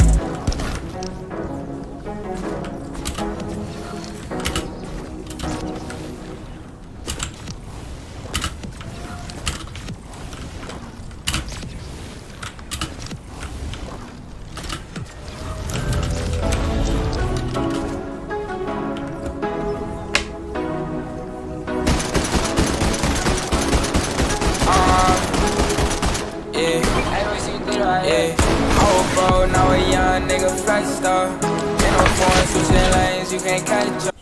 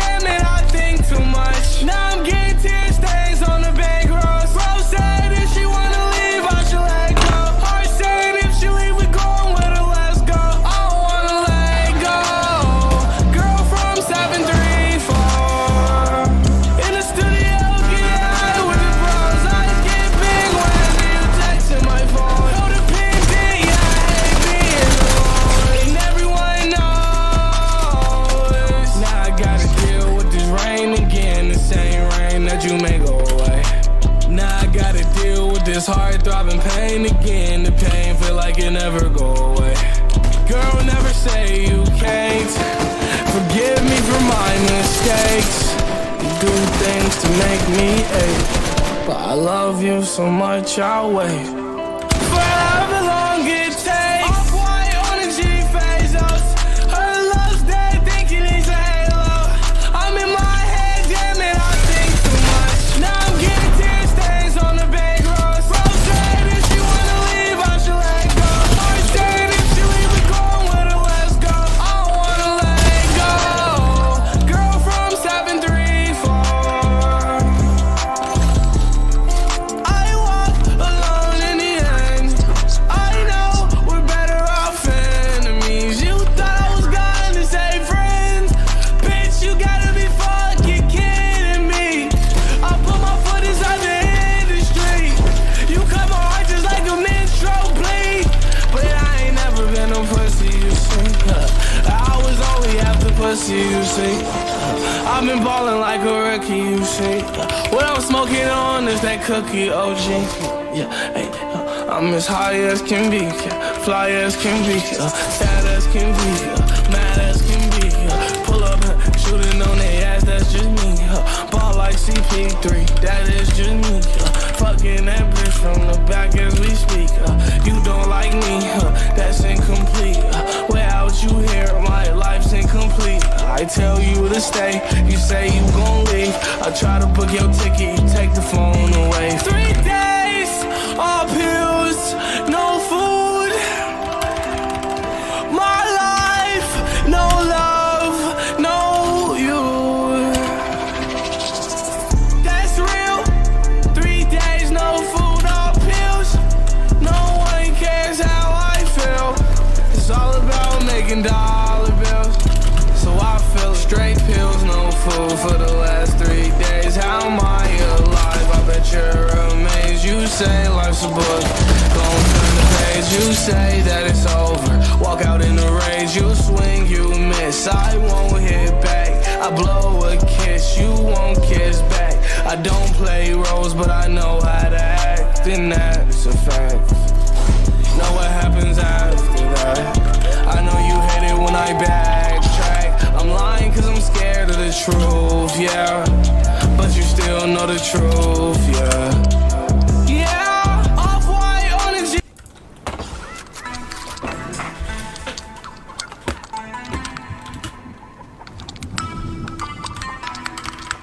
Black Beatles in the city, be back immediately to confiscate the money.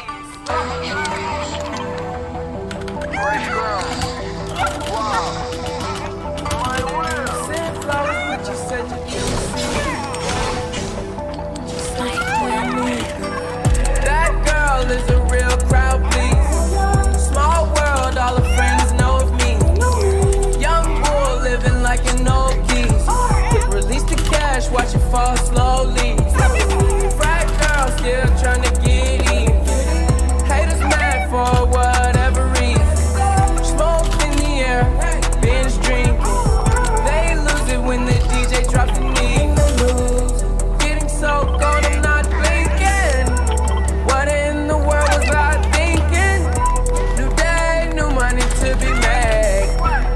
There is nothing to explain. I'm a fucking black Beetle, cream seats in the Regal, rockin' John Lennon lenses like to see him spread eagle. Took a bitch to the club and let a party on the table, screaming everybody's famous.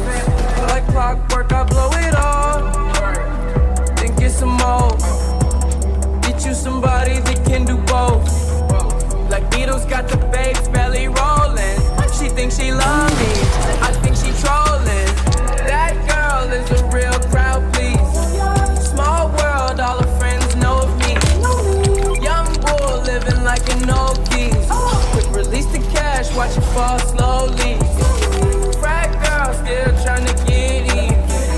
Haters mad for whatever reason. Smoke in the air, binge drinking. They lose it when the DJ drops the knee. Came in with 2 girls look like strippers in they real clothes. A broke hoe can only point me to a rich hoe. A yellow bitch with green hair, a real weirdo. Black man, yellow lamb, red like goat. They say they grew out, them just came in through the side though. It's so much money on the floor, we buying school clothes. Why you bring a money machine to the club for?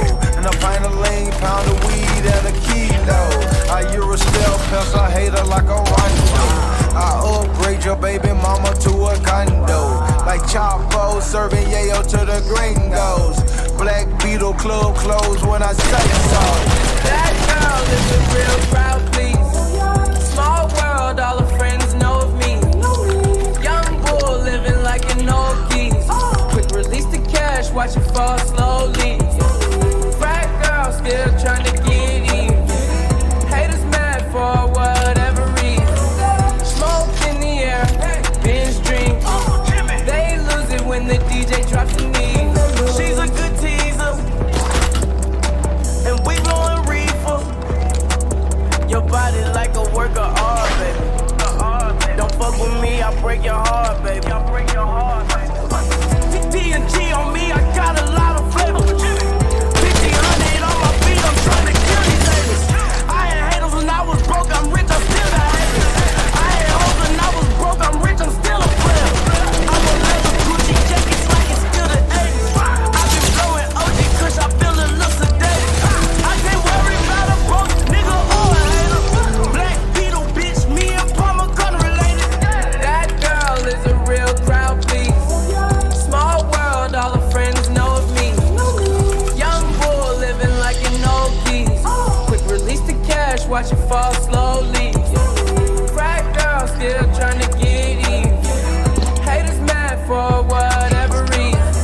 Smoke in the air, binge drinking. They lose it when the DJ drops the knee.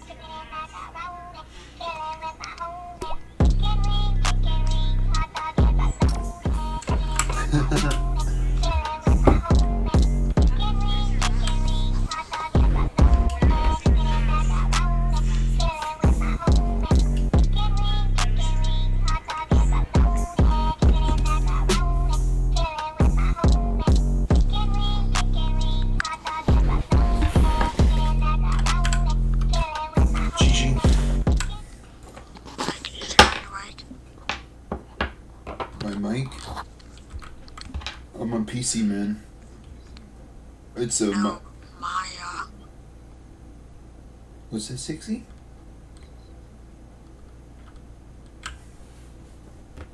Yo, you want a different game mode? Yes? No, I'm good with trios. You want to eat ass? Yes?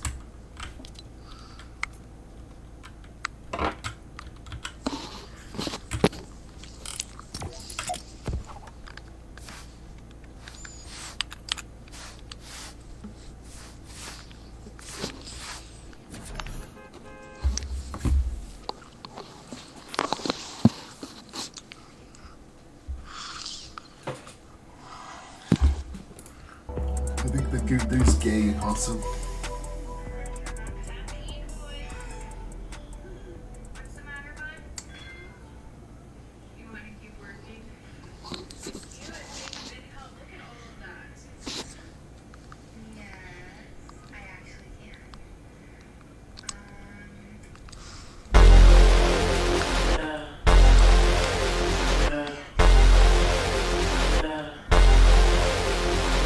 Your man on the road, he doing prom.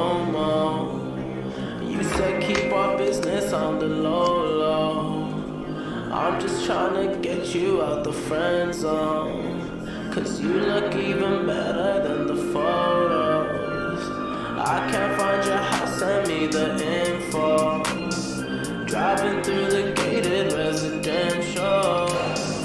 Found out I was coming, sent your friends home. Keep on trying to hide it, but your friends know. I only called you when it's half-past, but the only time that I be by your side. I only love it when you touch me, not feel me when I'm fucked up. That's a real me when I'm fucked up. That's a real me, yeah. I only call you when it's half-past, but the only time I'd ever call you mine. I only love it when you touch me, not feel me when I'm fucked up. That's a real me when I'm fucked up. That's a real me, babe. I'ma let you know and keep it simple. Tryna keep it up don't seem so simple. I just fucked 2 bitches before I saw you, and you gon' have to do it at my tempo. Always try to send me off to rehab. Drugs started feeling like it's decaf. I'm just trying to live life for the moment, and all these motherfuckers wanna realize. I only called you when it's half-past, but the only time that I be by your side. I only love it when you touch me, not feel me when I'm fucked up. That's a real me when I'm fucked up. That's a real me, yeah. I only called you when it's half-past, but the only time I'd ever call you mine. I only love it when you touch me, not feel me when I'm fucked up. That's a real me when I'm fucked up. That's a real me, babe.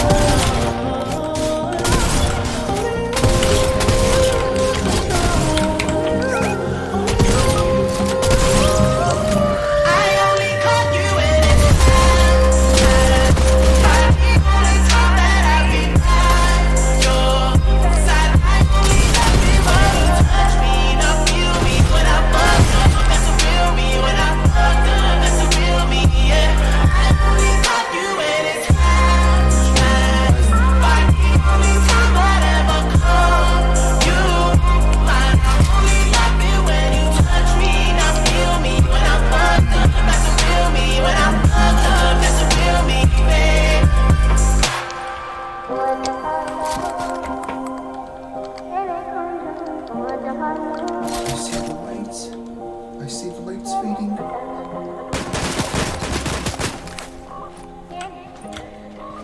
Quickly, Daddy.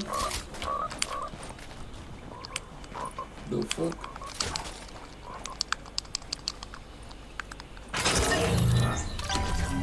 Moron. You let me die. Oh shit.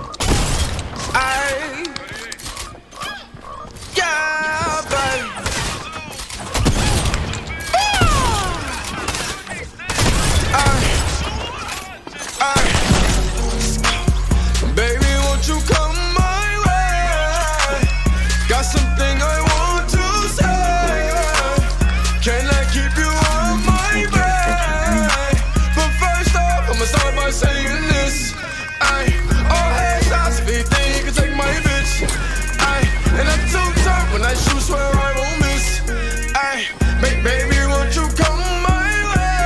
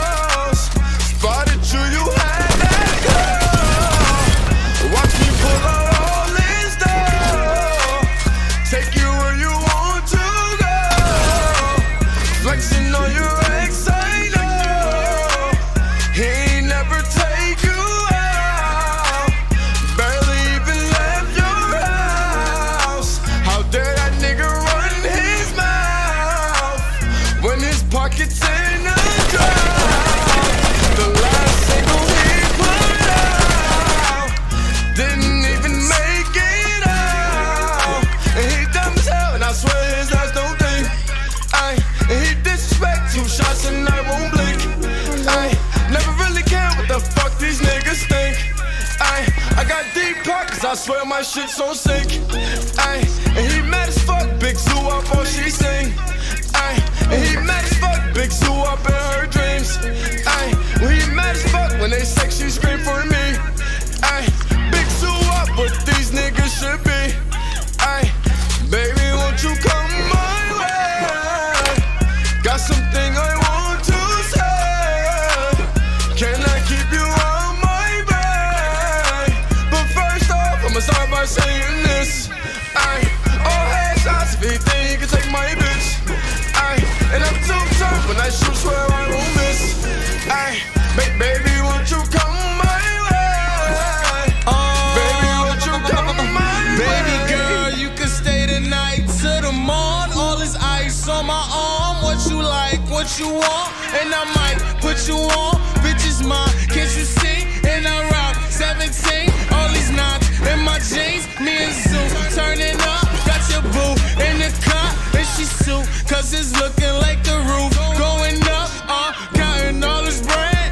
I don't talk to feds. Tryna take my bitch, you gon' take two to the head. This baby, you the baddest. All this money, I'ma cash in. And I'm swerving all in traffic while I'm trapping out the mansion. And I'm moving through the tri-state. Do 200 on the highway. And I'm swerving in my eye. Baby, you should come my way. Baby, won't you come my way?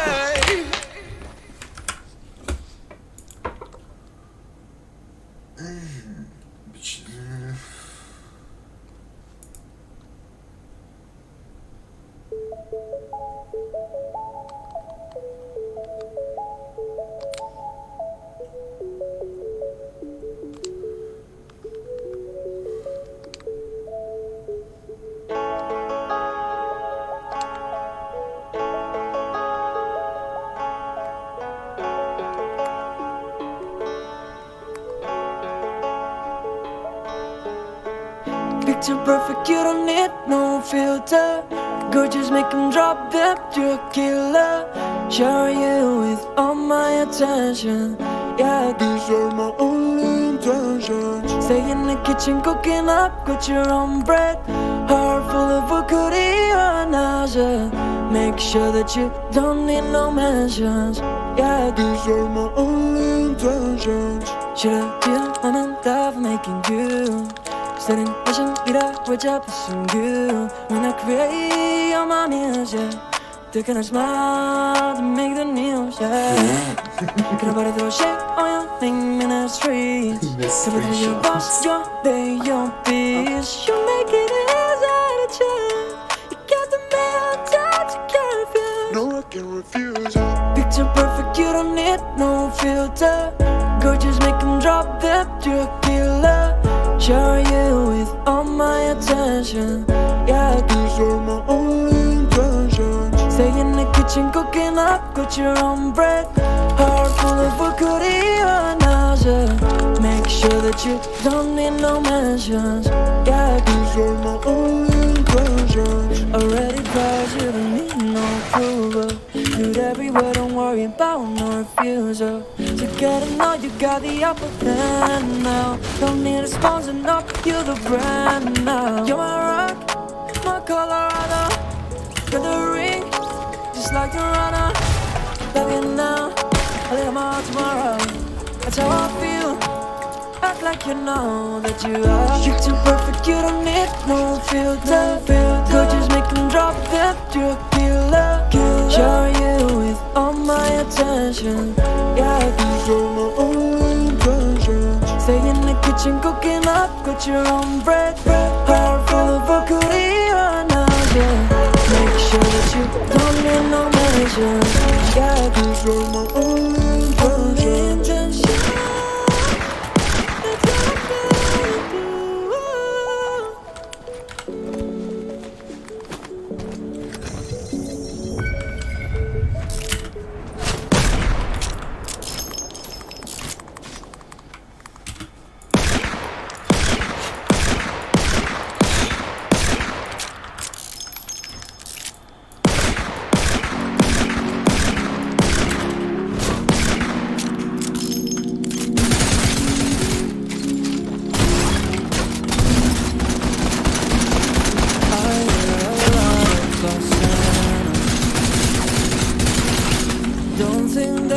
I'll be a saint. But I might go down to the river.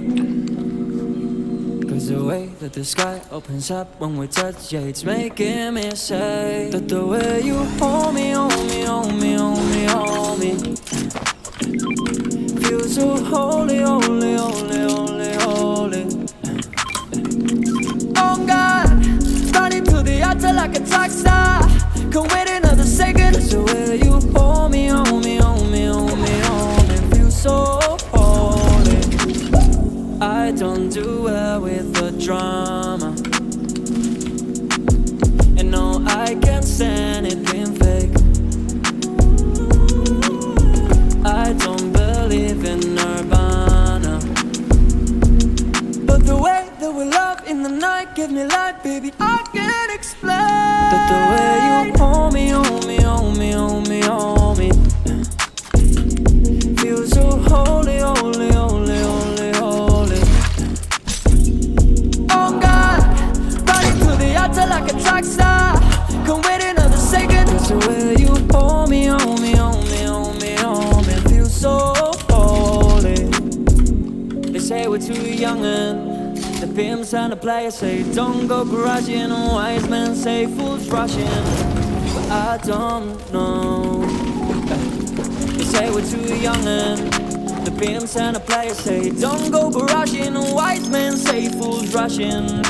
I don't know that the way you hold me, hold me, hold me, hold me, hold me, feels so holy, holy, holy, holy, holy. Oh God, running to the altar like a track star. Can't wait another second. Oh God, running to the altar like a track star. Can't wait another second. Oh God, running to the altar like a track star. Can't wait another second. Cause the way you hold me, hold me, hold me, hold me, hold me, feels so holy.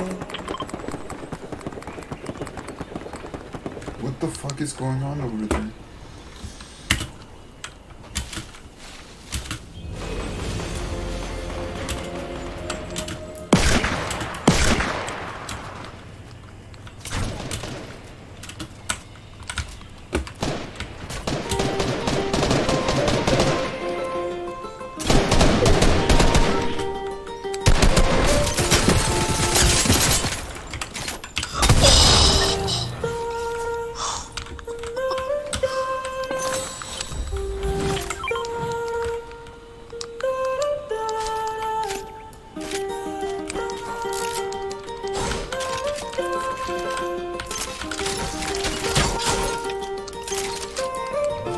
Why you always in the mood? Walking around acting right now. I ain't tryna tell you what to do, we're tryna play it cool. Baby, I am playing for your rules. Everything look better with a view. Why you always in the mood? Walking around acting right now. I ain't tryna tell you what to do, we're tryna play it cool. Baby, I am playing for your rules. Everything look better with a view. I could never get attached. When I start to feel unattached, somehow I was in a feeling bad. Baby, I am not your dad. It's not all you want from me, I just want your company. Girls obvious, elephant in the room. We about to be done, I'm too confused. You're starting it, now I'm in a mood. Now we arguing in my bedroom. We play games of love to avoid the depression. We've been here before and I won't be your bed. Why you always in the mood? Walking around acting right now. I ain't tryna tell you what to do, we're tryna play it cool. Baby, I am playing by your rules. Everything look better with a view. Why you always in the mind? Walking around acting right now. I ain't tryna tell you what to do, we're tryna play it cool. Baby, I am playing by your rules. Everything look better with a view. So when you try to figure love on the regular, when you could be blowing up just like my cellular, I won't ever let a shorty come and set me up. Only thing I need to know is you be wet enough. I'm talking slick back, kick back, gun sipping 40s. You can play not another day with the shorty. Mismatch fits that was way before you know me. Got a lot of love, but you better save it for me. We play games of love to avoid the depression. We've been here before and I won't be your bed. Why you always in the mood? Walking around acting right now. I ain't tryna tell you what to do, we're tryna play it cool.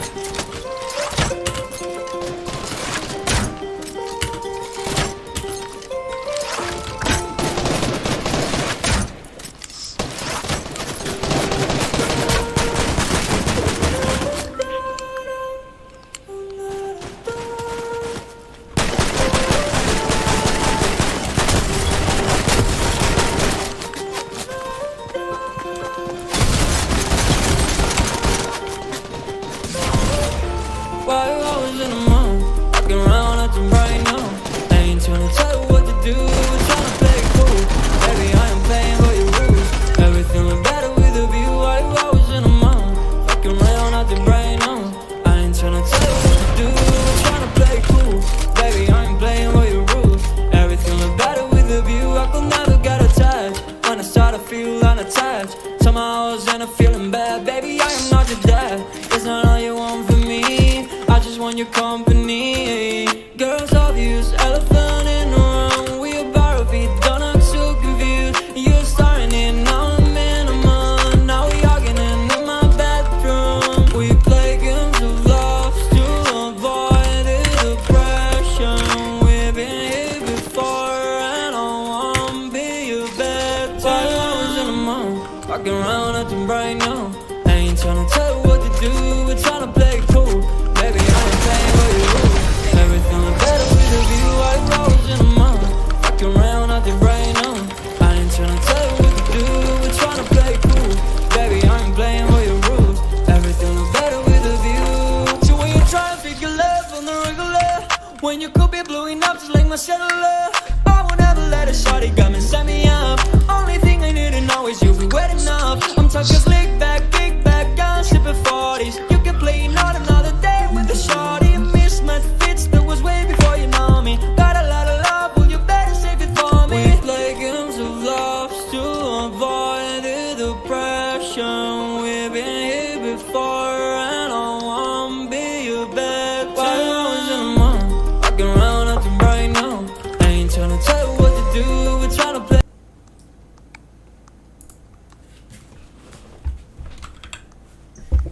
I grew up in a small town. Eat my ass.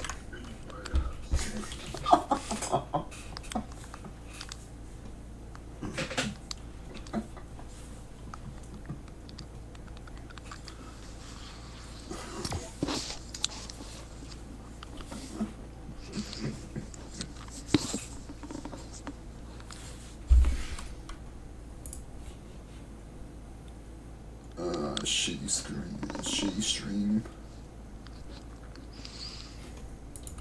Can't wait to get permanently unbanned.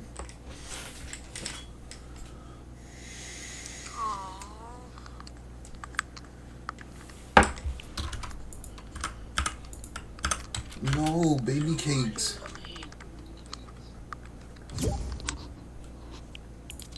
Oh, I got a friend quiz. You wanna play some duos?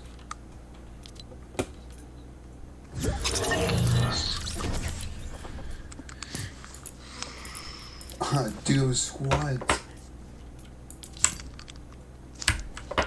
I'm not playing squads. Damn. No duo squad.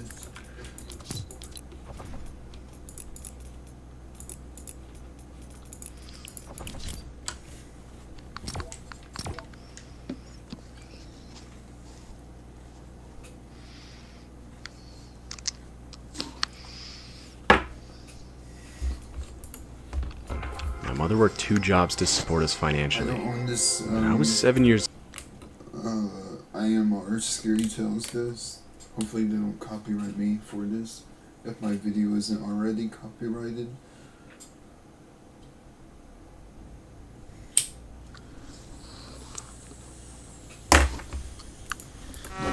Old. My dad left my mom and never came back. And my brother, unfortunately, has autism. Unlike others, he is actually a bit better in his condition. Though he rarely talks or expresses like a normal person, but he can do his basic chores. Most of the day, he sits near the window and watches the world outside. This incident happened when I was 15 years old and my brother Jack was 11. My mom was working a night shift on a Thursday, so basically it was just me and my brother. We were kind of used to staying on our own at nights, because we had no other choice. Our neighbor next door was an alcoholic man. He had a son close to my age, but we often heard the man screaming at his son late at night. This particular night, I was sitting in our living room and watching TV. My brother was upstairs, lying on his bed. Suddenly, I heard huge chaos outside. I opened the door and saw 3 or 4 people had gathered in front of our neighbor's house. Within 5 to 7 minutes, a cop arrived. They sealed the entire house within seconds. Paramedics even came out and took a body on a stretcher. And behind them, I saw the father getting into an ambulance with a bleeding head. At first, I couldn't understand what was going on. But after hearing the conversations of the people gathering in front of the scene, it gave me a clear idea of what just happened. The father reported to 911 saying a homeless man broke into their house and tried to rob them. He hit the father with a baseball bat and badly injured him. As the father was already drunk, he fell to the floor in terrible pain. The father saw the son rushing towards the man to stop him. Just when the man hit his son on the back of the head and he fell to the floor. The man then stole his wallet and a few electronics and escaped the premises. The cops registered the father's complaint. But after suffering a huge blood clotting inside the brain, his son died in the hospital that night. Our entire town was shook in fear. No one expected such a terrible tragedy. The father arranged a small funeral for his son, and we attended. Everyone paid their condolences to him. The local sheriff assured him that they would find the guy who destroyed his family. My mom got utterly terrified and asked our grandma to watch us during our night shifts. Our neighbor, Mr. Feynman, had changed after his son's death. I often saw him sitting on the porch with a terrified face. I could tell that he was suffering the trauma of that night, every single second. I mean, no doubt it would have been horrifying to watch your son dying on the floor at the hands of an intruder and not being able to do anything. Mr. Feynman stopped drinking after that incident. He pleaded with the sheriff to let him move out because he was traumatized to live in that house. But the ongoing investigation compelled him to stay back. About a week after the incident, I started to notice some weird behavior in my brother. Even though we never discussed the death of the boy next door, I'm sure my brother must have realized something happened to our neighbors. One day, I was doing my schoolwork sitting in the living room. It was a boring, rainy afternoon. Jack was sitting next to the living room window and watching the raindrops. Suddenly, I heard him chuckle. I looked at him and saw he was looking outside and laughing at something. The street and neighboring houses were visible from that window. I asked him, "What's so funny, Jack?" He chuckled and said, "Him." I ran out the window. I immediately got up and walked towards the window. I stood next to my brother and looked out. Like I said, it was raining outside. The rain wasn't that heavy, which is why I could see the empty street clearly. As far as my eyes went, I didn't see a single living creature outside. I thought to myself, Jack was probably imagining something. I laughed at him. That night, when we all sat for dinner, Jack surprised all of us. My mom served him some food and placed the plate in front of him to eat. When Jack got up and slowly went to the kitchen, he then brought an extra plate and placed it on the table right beside him. "Why did you bring an extra plate?" my mom said. He looked beside him, as if someone was actually sitting on the chair next to him, and smiled on his own. I was feeling very odd about his behavior. I said, "Jack, Mom is asking you something." He then looked at our mom and said, "He's hungry, Mom. Serve him too, he's hungry." My mom and I were absolutely stunned by Jack's behavior. My mom replied in a low, calm voice, "Who is he?" Jack chuckled and said, "My friend, William." We just thought that like every normal kid, Jack had an imaginary friend. So that night we didn't react to his sudden weird behavior, as he seemed happy, so we decided to play along with this. Jack often talked and smiled on his own. Whenever someone asked, he said he was talking to his friend William. Things never took a different turn, so Jack's behavior never worried me that way. That was until one night. I woke up in my room and heard footsteps going down the stairs. Now, my mom slept downstairs, while my brother and I had a room upstairs. I got up from my bed and went to check on my brother. As I opened his bedroom door, I saw it was empty. I rushed downstairs and found the main door wide open. I freaked out and woke up my mom. We came out of the house and started calling for my brother. My mom was about to cry when we heard a chuckling sound coming from our backyard. We ran there and saw Jack standing under a tree. He was facing his back at us. I said in a broken voice, "Jackie, are you alright?" He suddenly turned towards us. I've never seen my brother like this. His eyes were blood red and his face was filled with pain. He said in a rough voice, "He's buried here," and then fainted on the ground. My brother caught a high fever the next morning. We called many doctors, but no one could tell exactly what was wrong with him. My mom became tense and worried. She hardly slept at night. One night, I saw my mom talking to our town's sheriff standing at the doorway. After the sheriff left, I asked my mom what he was saying. My mom replied that the sheriff was going to close the next door neighbor's case file. They investigated a lot, but couldn't get a hold of the intruder who broke into their house that night. Suddenly, my eyes widened. I asked my mom, Mom, what was the name of Mr. Feynman's son?" She replied, I think it was William. Why do you ask?" My head started to throb in fear. Is this possible? All this time, the imaginary friend my brother was talking about was none other than our neighbor's dead son. I rushed to Jack's room. He was muttering something in his sleep.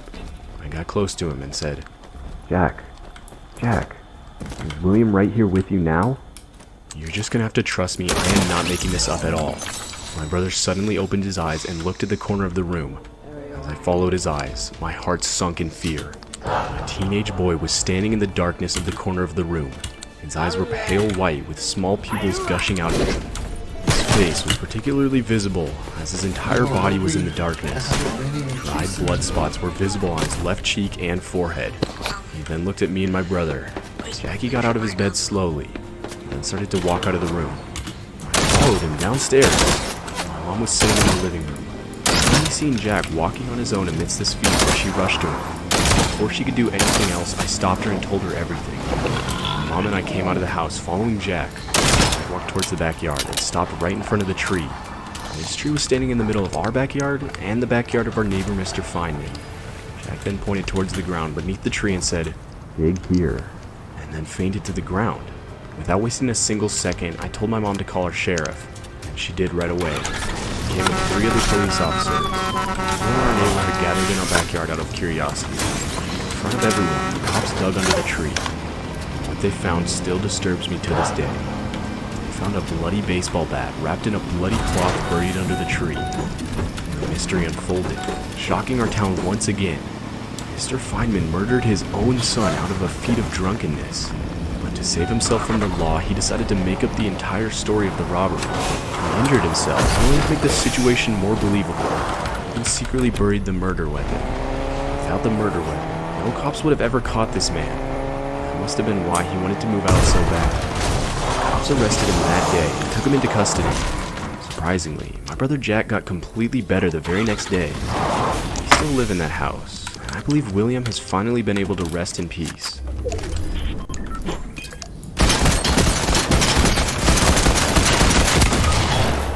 Me and my family just recently moved to our new house. My dad bought it in an auction. The house was actually better than any of the previous ones we had lived in. It had a big pool in the backside, and a small garden beside the pool too. There was a big tree in the garden which grew scented yellow flowers. The backside is probably the only reason why I agreed to move into the house. The house was also close to my school, hence my parents were happy about the safety measures. Both of my parents traveled a lot, so I got accustomed to staying alone in the house from quite a young age. We had tight securities and alarms all around this new house too. There was no way anyone could break in without setting off the alarm, so I had nothing to worry about. At the back of the house there stood an old 3-story apartment. I would always see people on the 1st and 2nd floor, but the 3rd floor it felt like no one stayed there.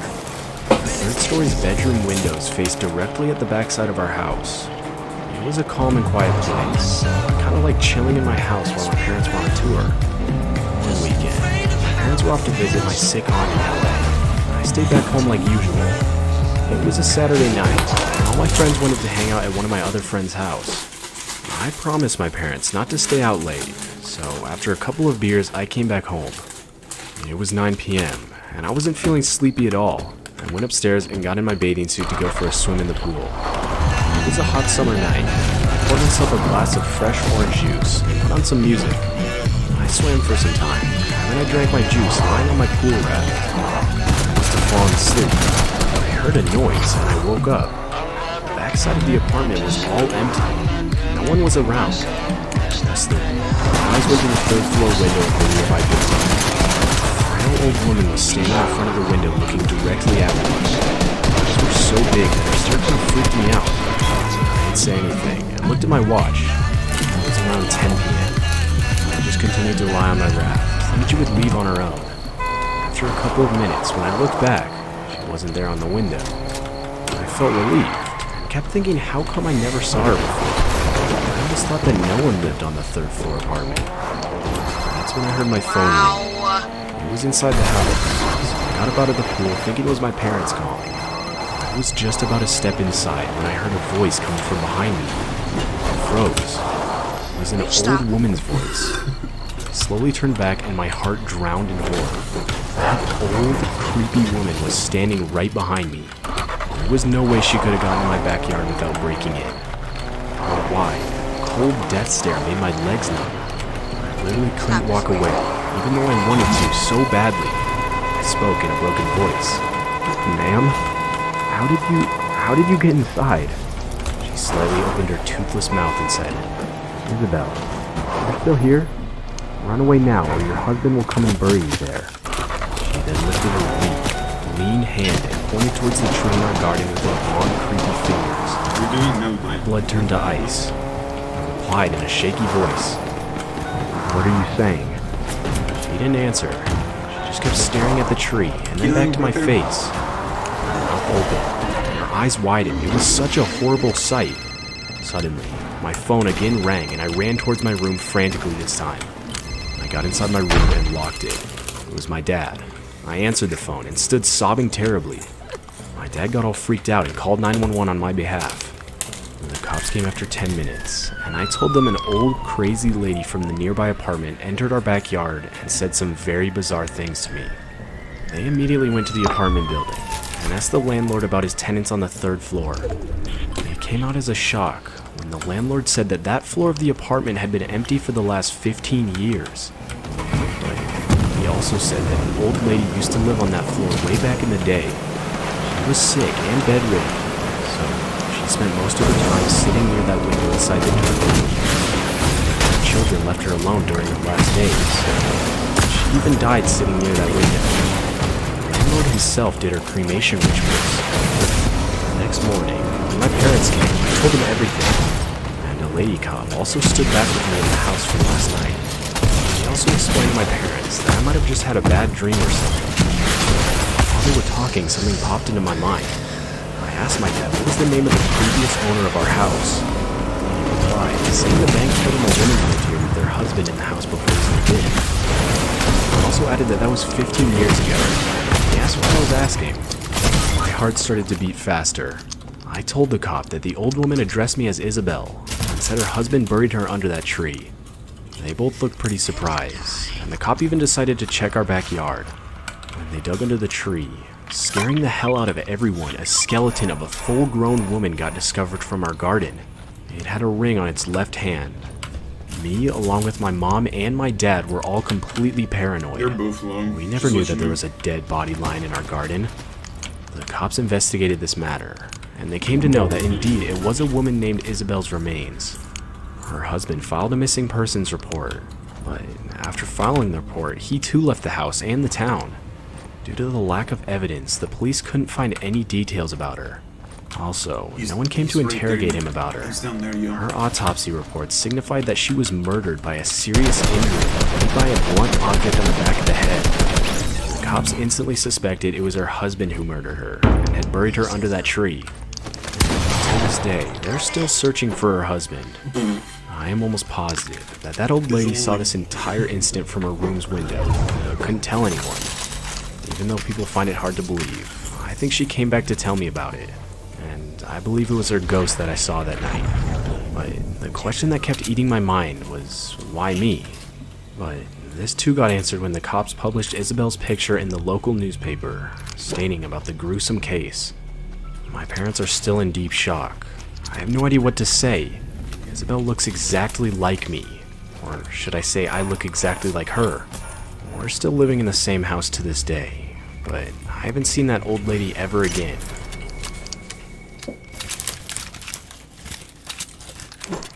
This happened amidst the 2020 lockdown. I used to work in a publishing house as a graphic designer, and my office instructed most of the employees to start working from home. I live alone in a small house. The place I live in is known for its quiet and safe environment. At least that's what I used to think. It was a hot summer night. I was going through tremendous work pressure. It was a tight deadline.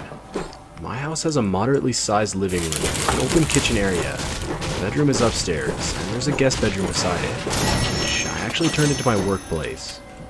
My boyfriend and I planned to move in together, hence we rented this house. But before we could officially move in there, the coronavirus outbreak took place, and I was compelled to live alone in that house. Beside my house, there was another house. A middle-aged married couple lived in it. They were always fighting and arguing, though. I could hear the woman scream at her husband every night. Even though pretty much everyone was annoyed with this family, no one ever dared to confront them. I was just hoping everyone wanted to stay out of the fights just like me, but avoiding trouble is obviously not the way to solve it. It was a Saturday night, and I was talking to my boyfriend sitting in my living room. We were obviously upset about not being able to see each other. The weather outside was cloudy in the afternoon, and a thunderstorm was going on outside now. I was pretty surprised to see how awfully quiet the neighboring couple was. I mean, usually they start yelling at each other in the afternoon, but that day, there was pin-drop silence. I finished the call with my boyfriend, and then went to the kitchen to prepare dinner. Within 5 minutes, the rain picked up, and it started to get really heavy. This sudden strike of lightning spooked me a bit. I was chopping vegetables, and the power even went out. Alone in a new house amidst a thunderstorm was enough to unsettle my mind. And now with the power cut, I was pretty disturbed if I'm being honest. I lit up a candle, and started to search for more just when I heard a knock on my door. I was thinking whether I should open the door or not, just when another huge lightning struck nearby, almost making my ears numb. I walked close to the door and said in a hesitated voice, "Who is it?" No one replied, but again I heard the knocks. I said in a loud voice, "Who are you?" The man replied in a panicked voice, "Ma'am, I live next door. My wife is not feeling well. Can you please open the door?" I recognized the man's voice. I heard that same man's voice screaming at his wife several times. I opened the door. A flash of lightning made me see his face. The dude was literally sweating. I could tell from his face that something serious had happened. I asked in a worried voice, "What happened?" The man replied with, "My wife isn't feeling well, and I need to get some medicine for her. I can't leave my dog alone in the house. Is there any chance you could keep an eye on him until I come back?" I thought for a second, but the man wasn't asking much, so I couldn't say no. I agreed, and the man brought in his dog. It was honestly a really cute dog.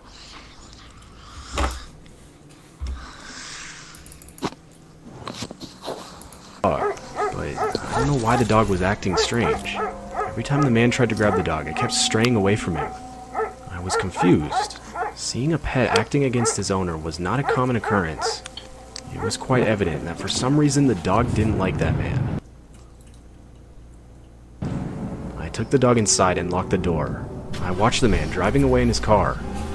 What worried me most was that he left his sick wife alone and was insanely concerned about the dog, even though the dog hates him. I didn't think much of it and got busy cooking dinner again. The storm was growing heavier and louder. I guessed there must have been a huge short circuit, which is why the entire area had lost its power. I finished my dinner and even gave the dog some food to eat. Now, my bedroom window is faced towards the bedroom window of that man and his wife. I took the candle upstairs and stood near the window. Even though the house was in complete darkness, the flashes of lightning were showing the bedroom in glimpses. I could see their bed, and that someone was lying on it. I thought it was his wife, and was probably just sleeping. My sense of curiosity has always been quite low, so I just went to bed and gave the dog a place to sleep beside it. I don't exactly remember what time it was, but I woke up hearing a strange sound. I got up on my bed and went to the window, and that's when I saw two people standing in the bedroom of my neighboring house. The storm had stopped by now, but the power hadn't come back on yet. With the sound of voices, I figured it was a man and a woman. I realized the man had come back, and it must have been him and his wife. I looked at the clock and saw it was 10 p.m. I was leaving early the next day to meet my boyfriend. That's what we planned that evening, so I thought it would be easier if I just returned the dog right then. I was about to go wake up the dog, just when I saw something weird happen in the couple's bedroom. The man and the woman were carrying a third person out of the room. I got closer to the glass just to have a clear look, and just then the power came back on, causing the room's lights to flick on. That's when my stomach dropped in fear. I saw the man was indeed the husband, but the woman he was talking to was not his wife. It was a completely unknown woman I'd never seen before, and both of them were carrying a person on their shoulders. I could easily make out that third person was that man's wife. Her throat was slashed badly, but her blood had dried. It was evident from the look of her body that she had been dead for hours now. They didn't see me watching them. Suddenly the dog barked and the man started looking straight at me. Our eyes met, and he rushed out of the house at that moment. I didn't know what to do, but out of fear and panic, I too ran downstairs.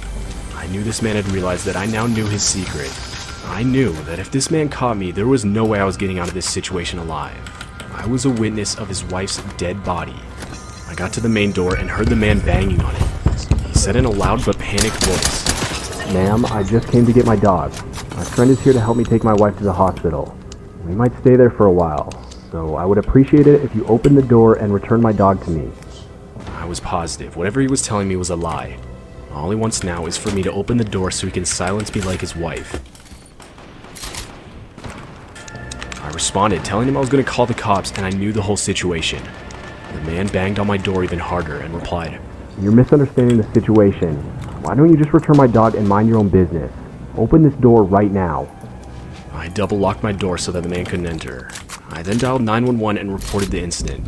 I was panicking, but as soon as I hung up the call, I heard footsteps running away. Out of my window, I saw the man and the woman hopping in the car and driving away at high speed. When the cops came, they were nowhere to be found. They did discover the wife's dead body laying on the bedroom floor. The entire story unfolded while the cops investigated the matter. The man was having an affair with the woman I saw that night. They planned to murder his wife and vanish her body without anyone's knowledge. That was why the man made up the story about his wife being sick. He must have wanted to use me as an alibi for going out of his house that night. The man planned to come back during midnight and quietly get rid of his wife's body. He would have then had to come to me to get his dog back, and say something like his wife left him or something. And after generating that idea in my mind, that he had no knowledge of his wife's whereabouts, he would have moved out. In this period of lockdown, people would have hardly gone out of their houses looking for them. The man would have been successful in his plan if he didn't care about his dog so much. My boyfriend finally moved into the house the next day. It was honestly terrifying to stay in the house next door to where your neighbor had been murdered.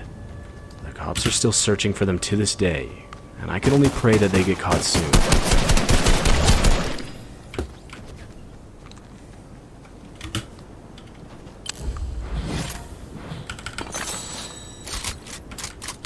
Wait, I need to get to hear the last part of that. In this period of lockdown, people would have hardly gone out of their houses looking for them. The man would have been successful in his plan if he didn't care about his dog so much. My boyfriend finally moved into the house the next day. It was honestly terrifying to stay in the house next door to where your neighbor had been murdered. The cops are still searching for them to this day, and I can only pray that they get caught soon. I'm the king of the jungle. Yeah. I can't get on those swings because on PC, if you swing on them, you get banned. I'm an Irish female, and this happened back in 2007, when I was in my mid-20s. Back then I loved going to clubs and dancing the night away. One particular night, I went out with some friends, which included my cousin Frank. We went to a nightclub, had some drinks, and danced to Daft Punk one more time, as well as other popular music at the time. I wasn't living in this town at the time, so I arranged to stay at Frank's house. We had the fridge stocked with beer for when we got back and planned on getting wasted. We probably left the club at around 1 a.m. and got a taxi to his house. Back at Frank's house, we spent a few hours listening to Led Zeppelin, Nirvana with a bit of Metallica thrown in for good measure. My cousin was in a rock band and loved the classics. At around 3 a.m., Frank's bandmate, Jack, called and asked if we could come over and stay. He had been clubbing at a different location and needed somewhere to crash. Frank lived alone in a 3-bedroom house, and being a single guy, he hosted a few wild parties over the years.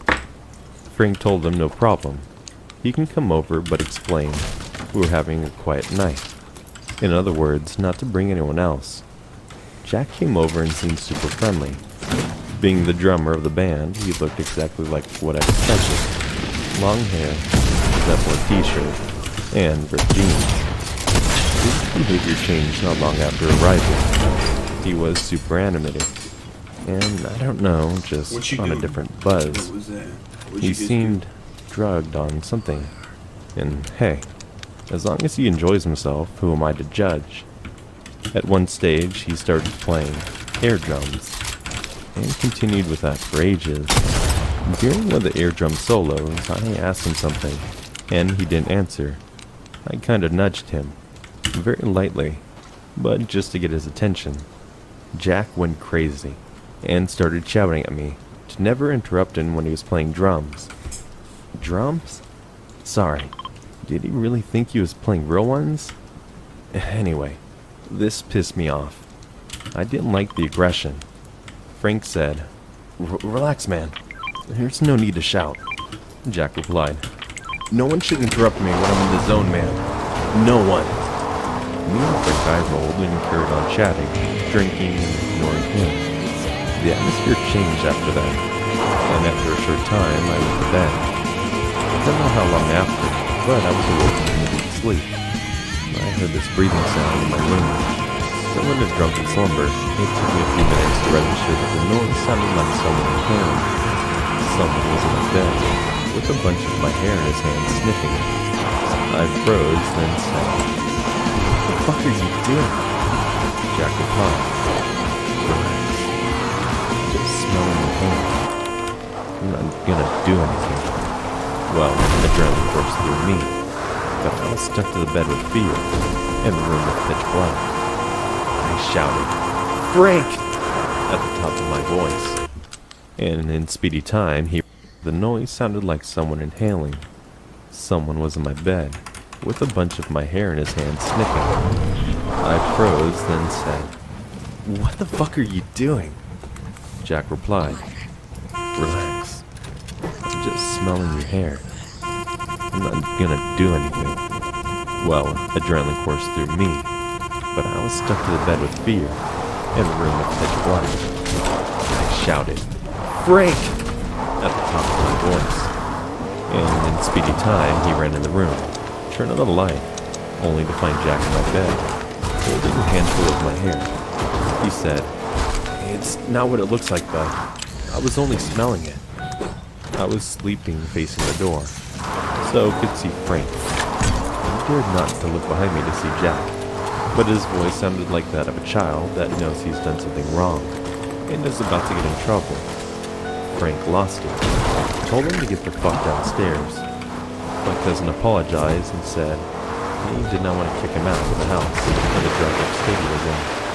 The door had no lock, so my cousin slept in a chair in front of my bedroom door. Jack actually tried to come in again. I woke to Frank telling him to get the hell back downstairs. He was going to kick him out of the house. Jack retreated once again.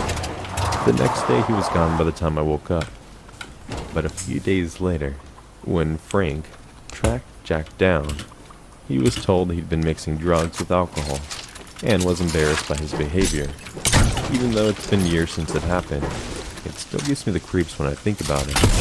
Those sniffing sounds, big, deep, slow inhales, still give me goosebumps. The band broke up not long after that, so I never had to meet him again. I was told he was a good guy, so he may have been on drugs that made him super strange. I'm just glad Frank was there. Well, who knows how I would have got him out of the room. Yo, could I get a ride?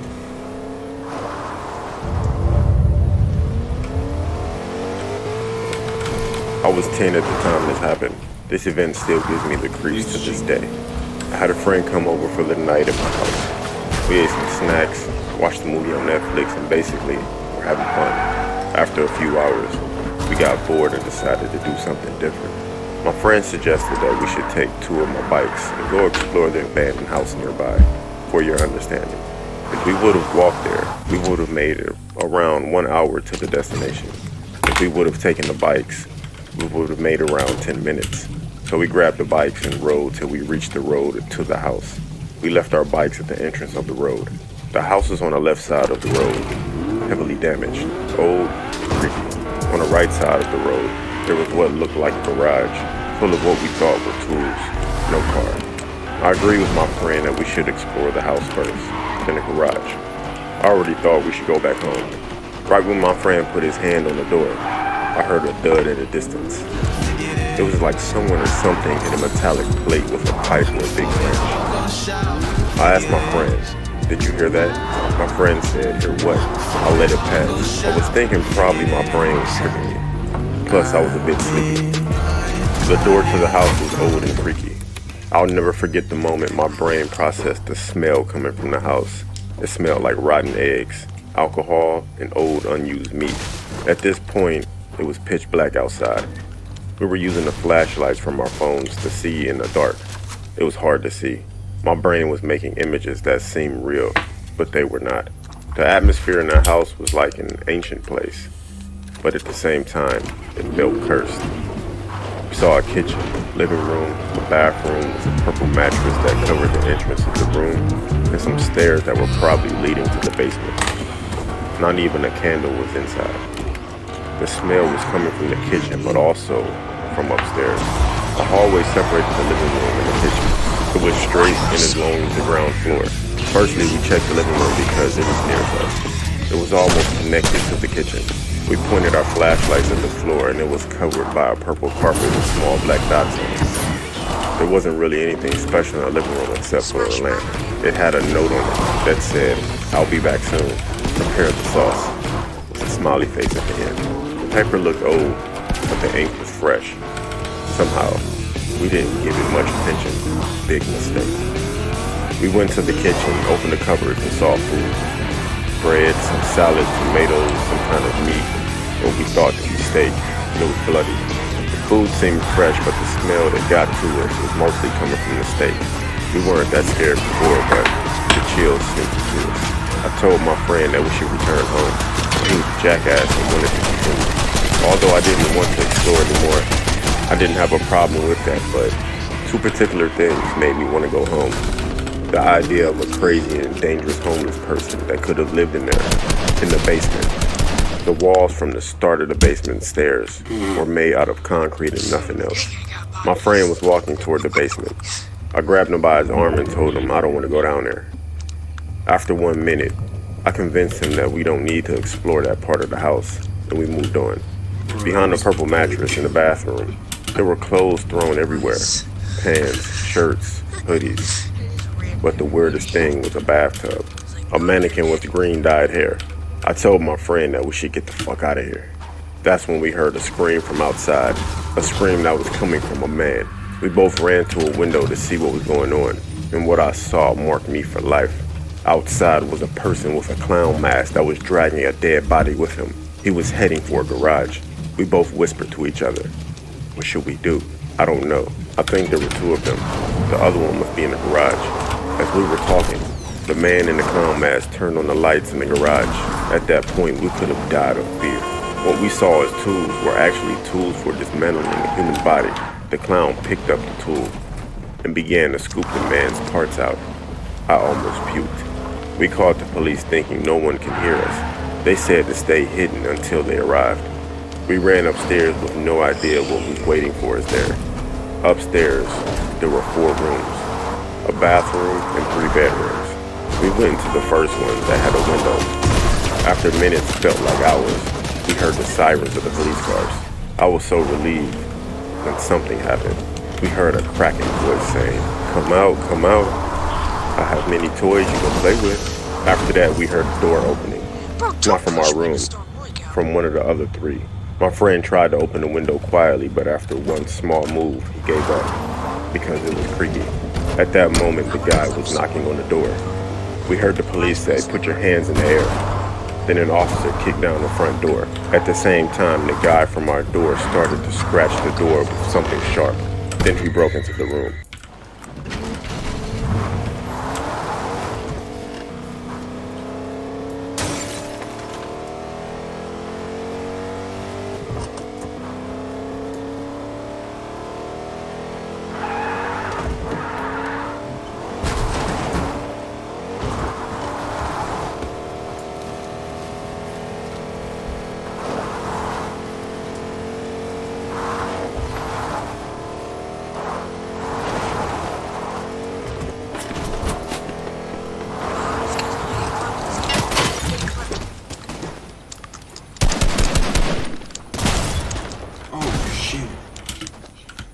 Hit me from all the way in.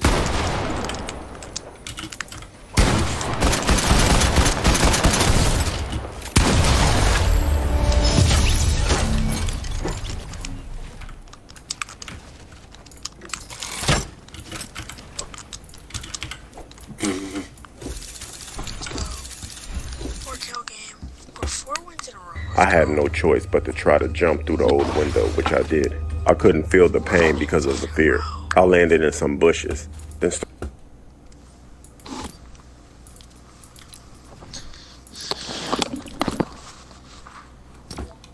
started to run towards the police cars.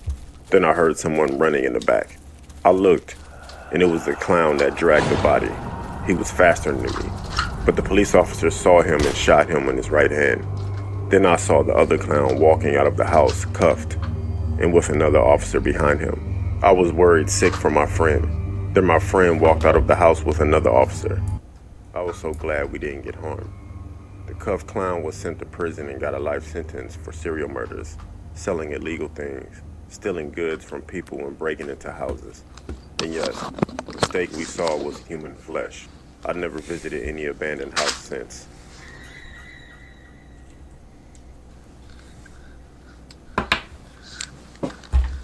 When I was in high school, I lived in a small town in the Midwest. I worked at a historic, but failing, dual-screen theater. Unfortunately, the building itself was on its last leg, and the interior...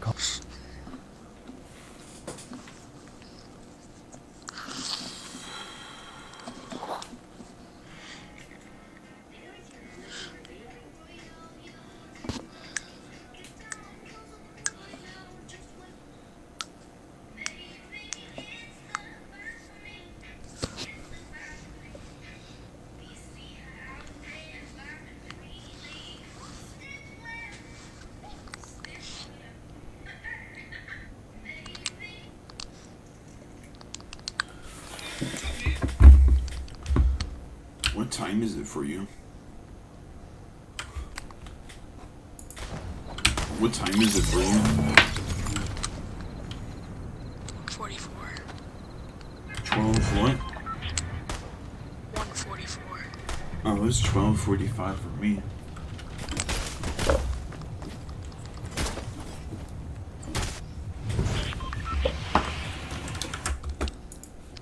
Cosmetic renovations hadn't been made since the mid-80s, when a wall was built over the original stage and converted into a cinema.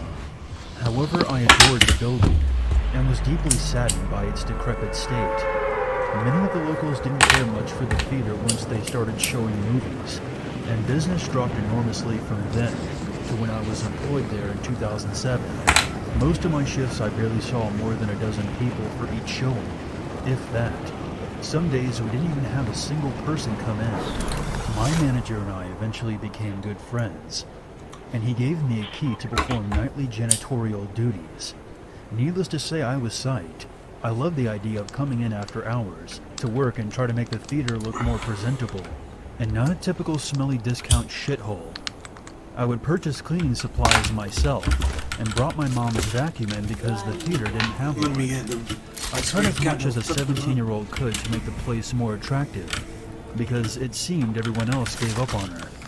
One Friday night at around 12 a.m., I decided to borrow my uncle's steam cleaner to clean up the seats in the second theater. It was a lengthy task, but I had just got done smoking a joint with a buddy, and I had no issue finishing my night off listening to music and cleaning with a buzz. I entered the theater as usual and began completing petty tasks before tackling the big job.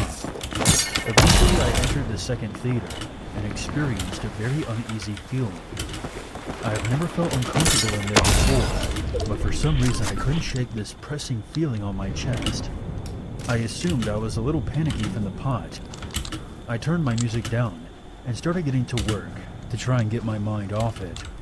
I had my back facing the screen and was scrubbing the second to last row near the exit, when I suddenly heard a lot of rustling coming from behind the screen. This didn't come as much of a shock, considering that we've had pest issues in some of the storage rooms behind the screens. Thinking it was a raccoon trying to hide after hearing the drowning noise of my steam cleaner, I continued on and didn't pay much mind to it, until the rustling became very distinct. Whatever the noise was coming from under the screen inside the large metal grate that leads to the stage behind the screen, and whatever it was big. I turned my cleaner off and stared at the grate. practically frozen in fear and continuing to reassure myself that it was a raccoon or maybe a dog or something. It always became more prominent, and after what seemed like hours of me just staring at the grate, trying to determine what the creature was, the metal grate made a slow, ominous screeching noise as it began to push out from the inside. I continued to stare in intense fear as I witnessed what came tumbling out. A nearly bald head with a couple of strands of gray hair, before a full naked woman, absolutely covered in dirt, insects, and blood, came crawling on all fours. She paused as she was fully out and forcefully grinning at me with her toothless mouth. I'm not sure how much time went by, but I honestly felt like my feet had melted into the floor. I truly thought I was hallucinating. The way she was positioned like that seemed unreal, and although I was terrified, I think I was more perplexed by her contour. I thought she was a character from Silent Hill I had hallucinated, and that I was tripping on some really bad weed. This is what was playing over and over again in my mind, until she started crawling very quickly towards me without saying a single word, maintaining her grin with her head cocked back and her sagging breasts bouncing back and forth, hitting her bloody arms and smearing dirt and blood together. At that moment, I pissed myself and jumped over the last 2 rows of seats. I still can't believe I did that in one leap, and ran as fast as I could to the exit door. I could hear distant shuffling as I slammed the door behind me. I ran to the police station, which was a couple of buildings away. I gave it a touch. The woman who crawled after me, according to the police, was a homeless schizophrenic meth addict who decided to take up residency under the screen after managing to enter through a small opening from the outside of the building. When they arrived, she was crawling around in circles in the lobby. It appeared to them that she had been staying there for at least a week to shoot up meth. And she more than likely watched me on my janitor days, grinning at two perseverance I swept away. So what is the use of my she wanna put on a jewelry and put it in, she's a The place has closed and is completely boarded up. I miss it greatly, but whenever I come back to the area, I still wonder if she's sleeping.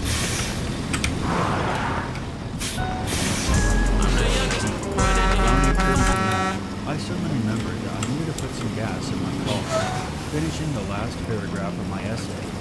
I called my parents to let them know that I would be gone for a few minutes, but that I was tired. The gas station was about 10 minutes from my house, so I would have been back in about 20 minutes or so. I grabbed my keys and walked around the door. After 10 minutes of driving, I arrived at the gas station and pulled up to the nearest pump. As I started pumping gas into my car, an old beat-up pickup in the corner of my eye. I turned my head to look and noticed two dark figures just sitting there. I couldn't make out any features. I was talking while checking out the place. I brushed it off and finished filling my tank.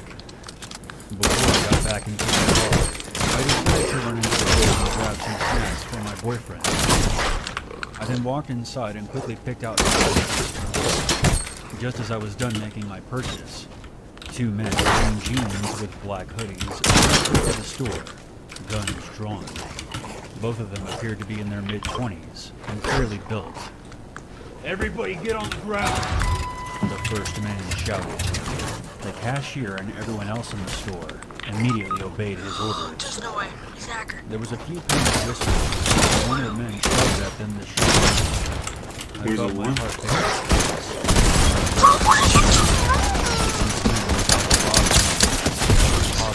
Wait, not let me I prayed silently to myself that no one would kill me seriously injured. One of them grabbed my hair. Bro, leave the wolf, go, he's waiting. He commanded. Fearing for my life, I did as he ordered. Almost immediately, I felt an arm snake around my wrist and take hold. I would have elbowed him, stomped his foot, or attempted to punch his face, but I was so paralyzed in fear to think or do anything. The worst part. Head. I tried squirming away from the man. They just held me tight and kissed me. Stay still, sweetheart. No one gets hurt. The other man shouted at the cashier.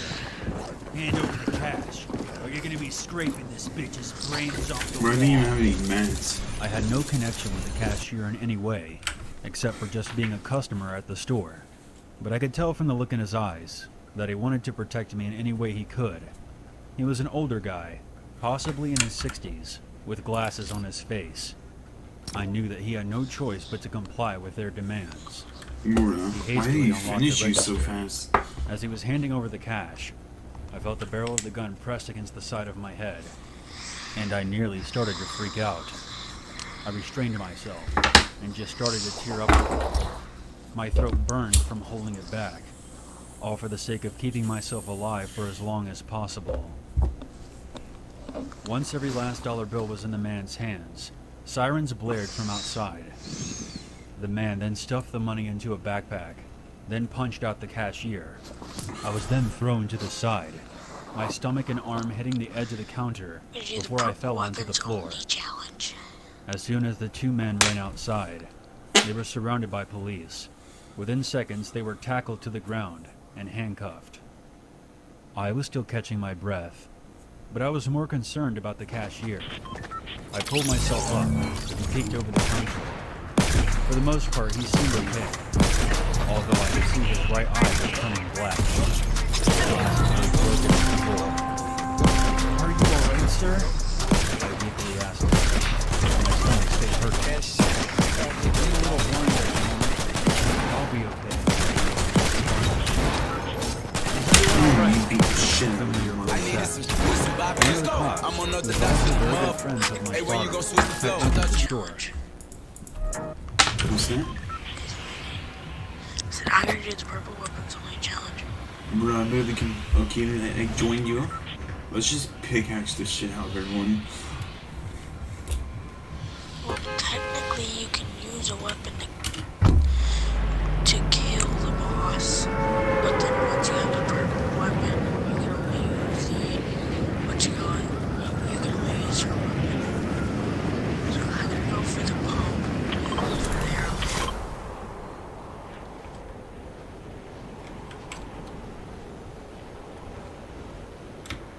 Basically, you can grab a weapon from over there.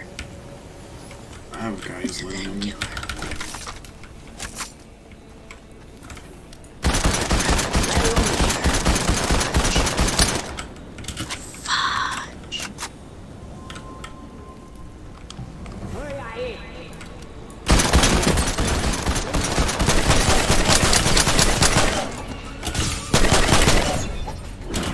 This bitch is this bitch is raping me.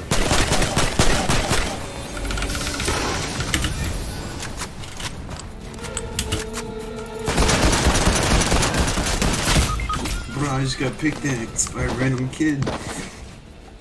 Help me, I'm being kidnapped.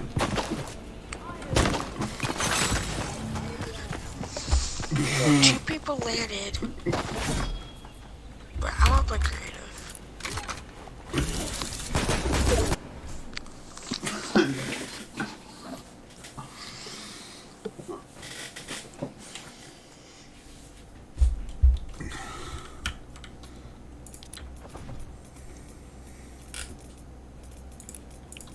You wanna play the that one game of that we're on teams?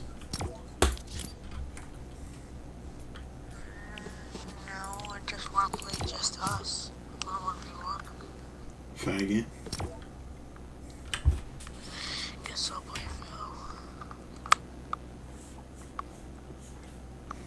Phil. Just us two might need some attention, I said. The officer turned towards us. He immediately recognized me and asked if I was okay. The cashier and I told him everything, as other cops eventually came in and questioned the other customers. It turns out that a customer had sneaked into the bathroom and called 911 without the robbers noticing. Once the questioning had finished, I just couldn't hold it in anymore. I burst into tears. Not because I was in pain, but because I had just endured the scariest moment of my life. I just wanted to get home and put an ice pack on my stomach. The cashier was rushed down to the store on a stretcher. "Do you need any medical attention?" the officer asked. I shook my head and cried, "I just want to go home." What the fuck As is I walked this out shit? of the store, What is I this? noticed a few cops investigating the truck I had seen earlier. And then it clicked in my head. That vehicle belonged to the two men. They had been scoping out the place, waiting for the right time to strike. And I was pretty sure that I was the first person they saw to use as bait. A police car followed me home that night. I then made a promise to myself that I would never go certain places at night ever again.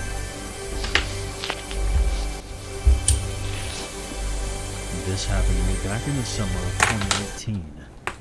Just thinking about it now still gives me chills to this day when I consider what could have happened to me that night. I'll start by giving a little backstory. I'm a 24-year-old male who lives in Minnesota. I was staying with a friend who lives in Chicago. We've been friends since sophomore year in college, so I was really looking forward to catching up with him since our departure after graduation. I was only visiting him for a week, and then I would be on my way home. During the evening, my friend, who we'll call Steven, and his mother went out to go get food, and I decided to stay behind, for the simple fact that I just wanted to get settled in for the night. However, the house became extremely hot, so that's when I decided to come to the house and just walk around. Now, something that you should know about me is that I'm a frequent walker, especially at night. It calms my nerves when I'm out, or when I just need to think for a while. Social dialogue. After about 10 minutes of walking, I came across the neighborhood park, and just to take some fun, I decided to go explore it. This park was massive. It was a baseball field enclosed by a walking trail that went on for about a mile. And there was also a small basketball court. I could also see a small playground for children. Along with the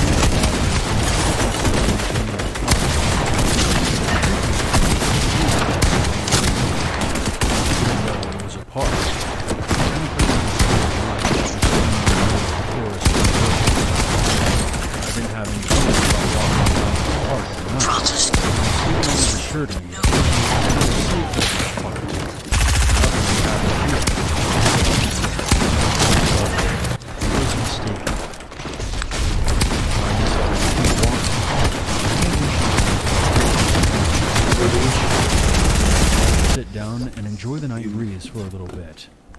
I was at peace when I suddenly heard a rustling noise coming from the nearby trees. I quickly turned around, and there was nothing there. It might have been the wind, a bird, or maybe a squirrel, I thought. After about 5 minutes of relaxing, I pull out my phone to see a text from Steven. It read, "Hey, we just got back. Where are you?" I was about to respond when I looked up to see a car pull in near the playground a few yards away from where I was sitting. This was pretty odd, seeing how it was about 9:30 p.m.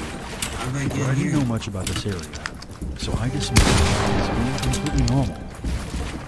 A few minutes go by, and I thought that someone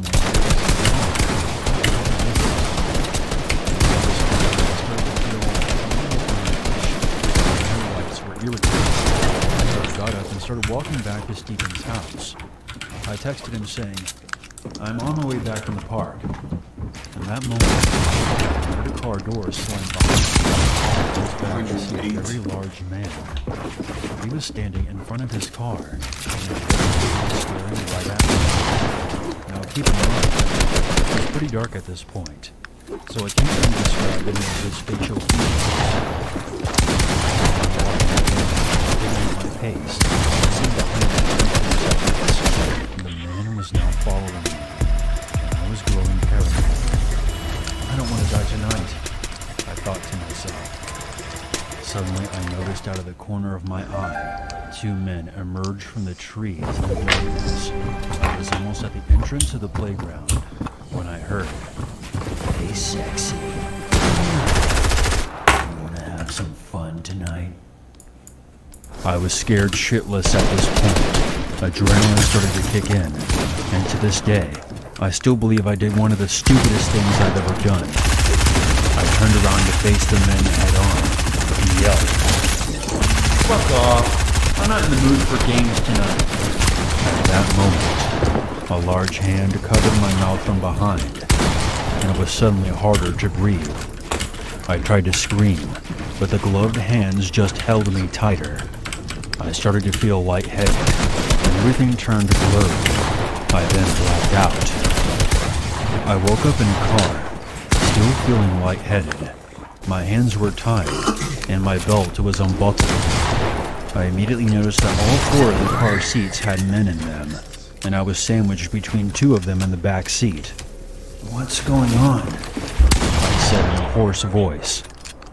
"We're going for a ride," the driver said.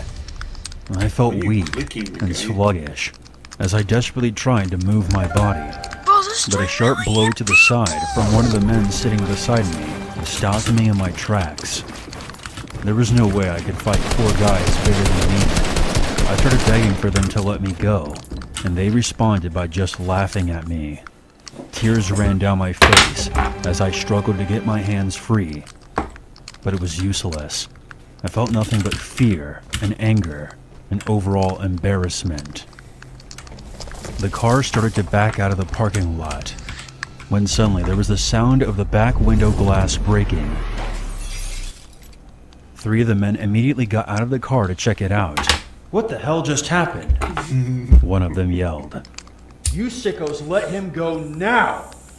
I recognized the second voice as Steven. With the car doors open, I took the opportunity to escape, desperately stumbling onto the pavement. I looked up to see Steven holding a rock in one hand and a tree branch in the other. "I already called the police on you fuckers," he said. I started to gather my strength and joined my friends in the standoff. We were outnumbered, but I wasn't going to let him fight these men on his own. He was like a brother to me. Where I come from, you protect your family. In the distance, we heard the sound of sirens. The men quickly hopped back in the vehicle and booked it out of there fast. I immediately noticed the car didn't have any license plate. I'll skip through the police details, because it was just the usual. They took my statement and told me that they would let me know if anything happens. The week passed without further incident. "Police on you fuckers," he said. I started to gather my strength and joined my friend in the standoff. We were outnumbered, but I wasn't going to let him fight these men on his own. He was like a brother to me. Where I come from, you protect your family. In the distance, we heard the sound of sirens. The men quickly hopped back in the vehicle and booked it out of there fast. I immediately noticed the car didn't have any license plate.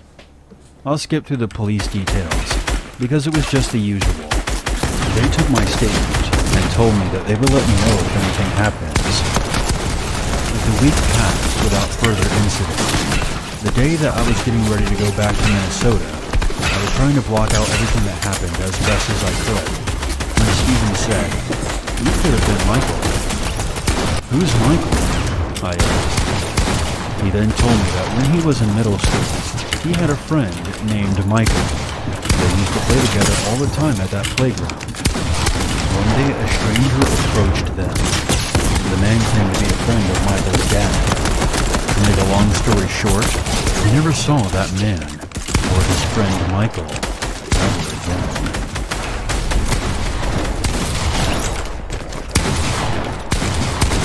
This happened to me when I was in 11th grade. I'm a female, and I tend to be a people pleaser. I never like to call anyone out, reject anyone outright, or act like someone is being weird. I'm also a bit open-minded, and I tend to go with the flow. School started in early September, and in my marine biology class, I noticed that there was this boy that kept staring at me from the corner of my eye. I just made one of those half smiles towards him to acknowledge him, and went on about my assignment. I really did not think much of it for a couple of weeks, even though he continued to stare. He was very skinny and tall, had brown hair, His eyes were so brown that they looked black. He had a generally nondescript face, other than his super dark eyes. One day, he decided to say hi. I said hello back to him, and he told me his name, which was Alex. I told him mine, but he said that he already knew my name. That wasn't a surprise, as I have rather large handwriting, and he could have easily watched me write my name down on one of my papers. Since he was staring at me so much, it was kind of odd that he didn't really have any facial expression when he flatly said that he knew my name. I just sort of laughed it off, said, "Oh, okay," and began putting my things in my bag as the bell was about to ring. I only had a few friends, and we only sat at the same table during lunch. We were all rather quiet, and most times read while we ate. That means I usually don't look around the lunchroom, as I have my eyes in my book. This day, my friend finished her novel, so I decided to put mine away and just talk. I immediately noticed Alex staring inside at us from the courtyard tables. He never seemed to be embarrassed that I noticed him. I showed him to my friend and told her about my class with him. She found it to be super creepy, but I said he's probably harmless and was just socially awkward. I arrived in marine biology a little early later that day, and so it was just myself, Alex, and another girl for about 10 minutes. I did that half smile at Alex, and then decided to break out my book and start reading again. He had his hands folded over his mouth and was staring again. This time, it just felt awkward, because we were basically alone now. I glanced over at him and kind of raised my eyebrows, as if to say, "Yes?" He looked me up and down very slowly. I asked him if he was okay. He said yes, and that he was just inside of his head, thinking, "Okay, whatever, that's fine."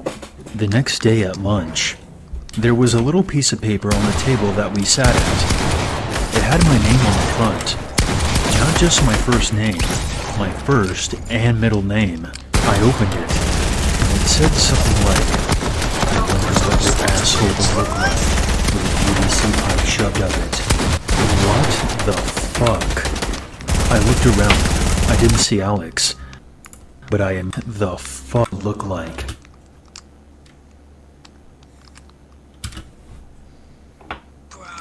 With a PVC pipe shoved up it. What the fuck? I looked around. I didn't see Alex, but I immediately knew it was him. I was very scared to come to class later that day, but he wasn't there. I felt a lot better about not seeing him. The note itself was gross and embarrassing. I didn't want to show any administrators because of that, so I just threw it out. I went to the bus area at the end of the day, like usual, but this time, I noticed Alex leaning on one of the pillars with his backpack on one shoulder. I literally felt chills down my spine when I noticed a white PVC pipe poking out of the top of his backpack through the zippers. I didn't give him any reaction to my knowledge, even though I'm sure he had watched me read the note. The next morning, I made an appointment with a counselor and had my class changed. He was very reluctant to do that for me, because we were already in the school year well over a month and a half, but I think since I have a history of good grades and behavior, she helped me out. I spent the rest of the year avidly avoiding him. He kept staring at me at lunchtime, and one time, he took photos of me at the bus area without my consent, even though it was against school policy. I got some pepper spray for when I get off at my bus stop. I have no clue what happened to him, because when 12th grade began, he was no longer at our school. I'm not sure if I even want to know how he turned out.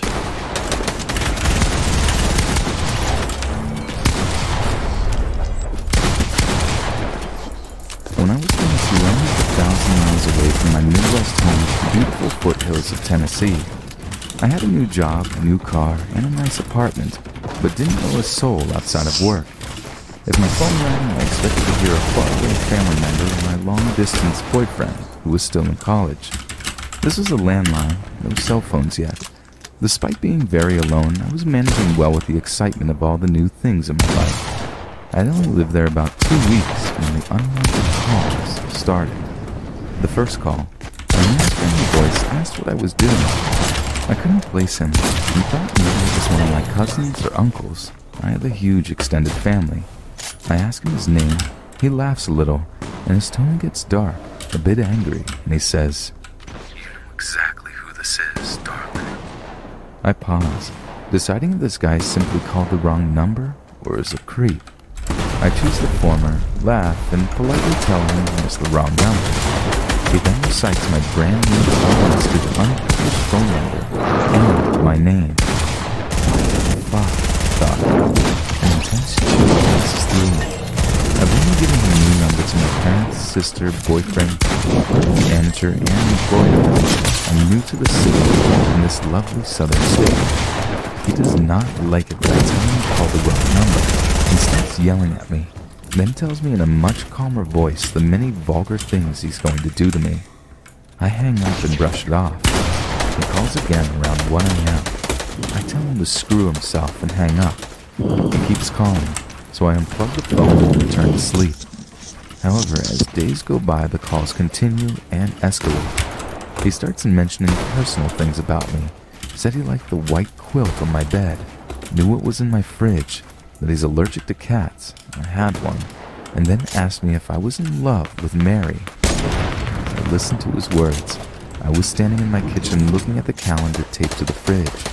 It had Mary written in pink on the 17th with a heart around it, because Mary is my sister and the 17th is her birthday. I started shaking and crying, because suddenly I realized this creep has been in my apartment. I was alone, with no friends or family to run to for the night. It was me versus a creepy mystery man. I didn't sleep much that night. Early the next morning, I talked to the apartment complex manager before heading to work, telling her what had happened and that I want the locks changed that day. She gets a weird look on her face, and after a long pause, says she knows who's been in my apartment and that it won't happen again. What? I thought to myself. It turns out she had a creepy, rapey maintenance guy who noticed a young woman moving into an apartment alone, and that I was his new pet. She had the locks changed immediately and promised that she would personally keep the other key. Although the calls stopped, I was paranoid for a year as I came and went to my apartment because I never even knew what this guy looked like.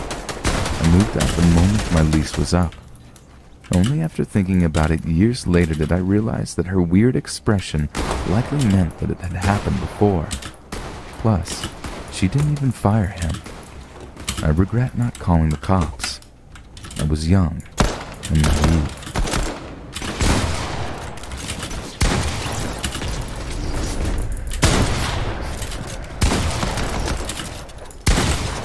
This happened to myself and a friend of mine. We're both 23-year-old males. We decided to go on a 2-night backpacking camping trip to the Adirondack Mountains of New York. We are both very comfortable with nature and spend a lot of time outside hunting, camping, and fishing.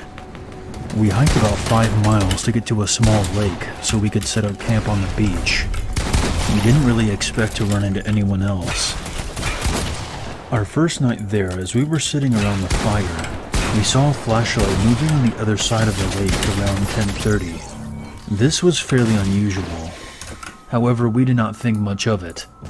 But as time went on, this flashlight kept moving around the lake, getting closer to our campsite. We kept discussing who could possibly be wandering around the woods in the middle of the night.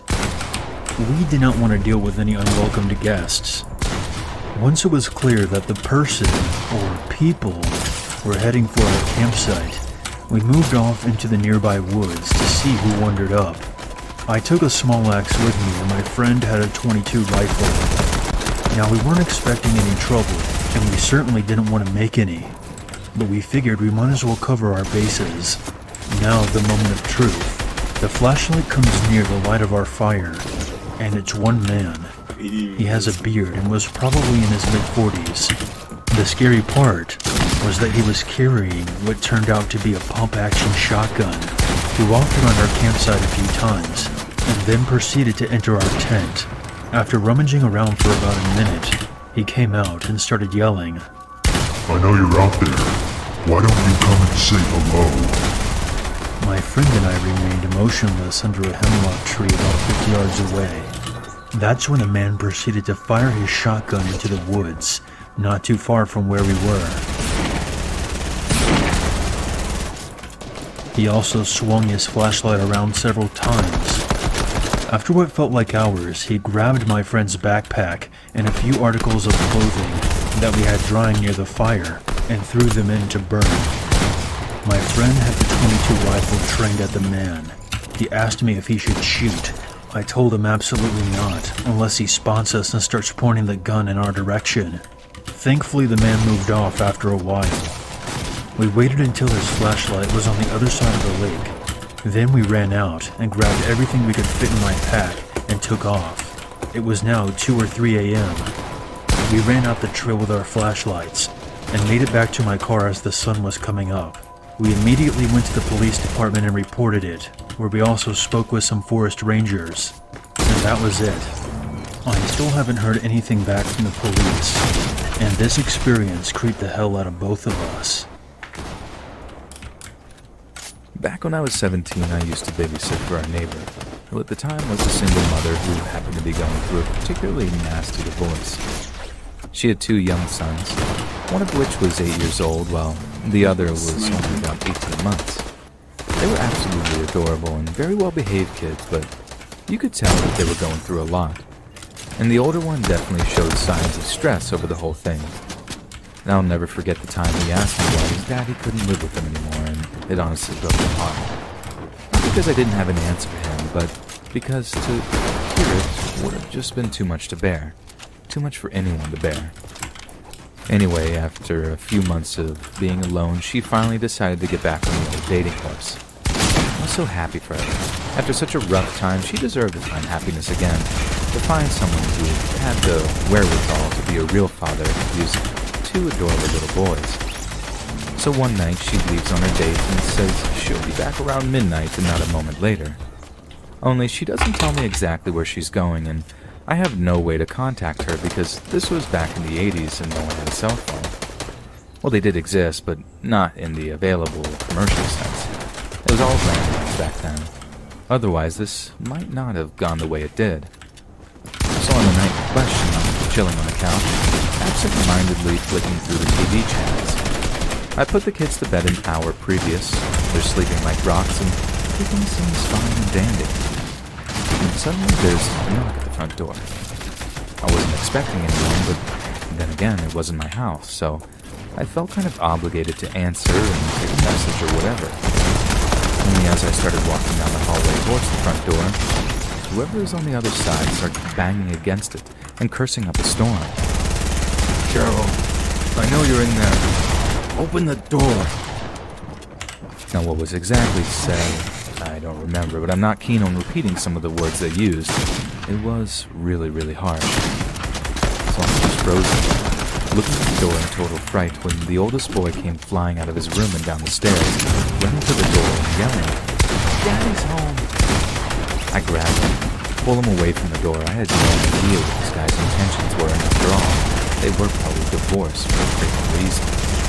But I almost fainted with fear when I hear the words, "I got my shotgun in my truck, and tonight, I'll teach you a lesson you'll never forget." He screams this, but then I hear his footsteps move up the gravel path. It appeared he wasn't bluffing at all. And if that was the case, then our lives were clearly in danger. When he gets back, he's banging on the door and threatening to start shooting through it if no one opens. I grab both kids and run out the back door and across the street to my house where my mom calls the police. When the police arrive a few minutes later, they actually find the ex-husband taking a massive dump on Cheryl's porch. He was arrested, and I wait with the kids at my house for their mom to show up. Everyone was in tears by that point, even my mom, who was normally a pretty reserved woman. I mean, maybe he was just having a manic episode and no one was in real danger, but honestly, it was one of the most terrifying nights of my entire life.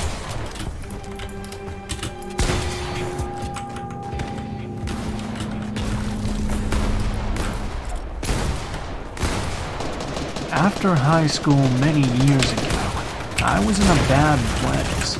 My guardian had kicked me out after graduation. She didn't even help me find a place to stay, so I ended up living in my car for a couple of months. I met some heavy metal dudes at work one day. I had seen them around town, and all of my other friends seemed to know who they were. Everyone loved them. We became friends over a couple of months, and they offered for me to move in with them. I agreed. Looking back now, I wish I had just stayed in my car. My two main roommates were brothers, named Andrew and Seth. They were both in a band. They also believed in the occult and anything of that sort. I never really believed in that stuff, but I'm not one to tell someone what they should and shouldn't believe. They had let me live with them rent-free for several months after all, so who was I to complain? Being the only female in a house full of young men, though, I was always looking over my shoulder. You never know who you can trust. Turns out I was right to worry. Over time, their friends started to stay with us for longer periods of time, sometimes weeks. Their friends were another group of brothers that they had gone to school with. There were 5 in total, but only 2 stayed with us consistently. The younger brother, Mark, was very polite. He cleaned up after himself and always helped with the household chores. The other brother, Adam, though, he had a laundry list of mental problems. He had apparently done some bad drugs back in the day, and it had developed into what seemed like psychosis of the religious sort. He had done time in prison for assaulting a woman with a Bible. He would often look you in the eyes and tell you he could see how you would die. Once he even told me that I was possessed by a demon, and that I needed my soul to cleanse. Everyone in the house knew he had these problems, but he was their friend. They helped him through the hard times, and gave him a place to stay. Otherwise, he would be out on the streets. I was always on guard around him, after the things he would tell me. No one else seemed to be as concerned as I was, though. They should have been. One day, I was sleeping and my phone suddenly rang. It was my boss. He asked if I could come into work an hour early. It was only 12 p.m. I was broke and I had nothing better to do, so I said yes. I got up and began getting ready to leave.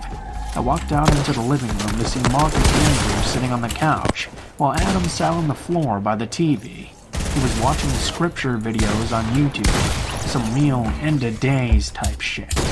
That was a fairly common occurrence, so I went about my business as usual. I said goodbye to them and left for work. My shift at work was almost complete when my phone rang.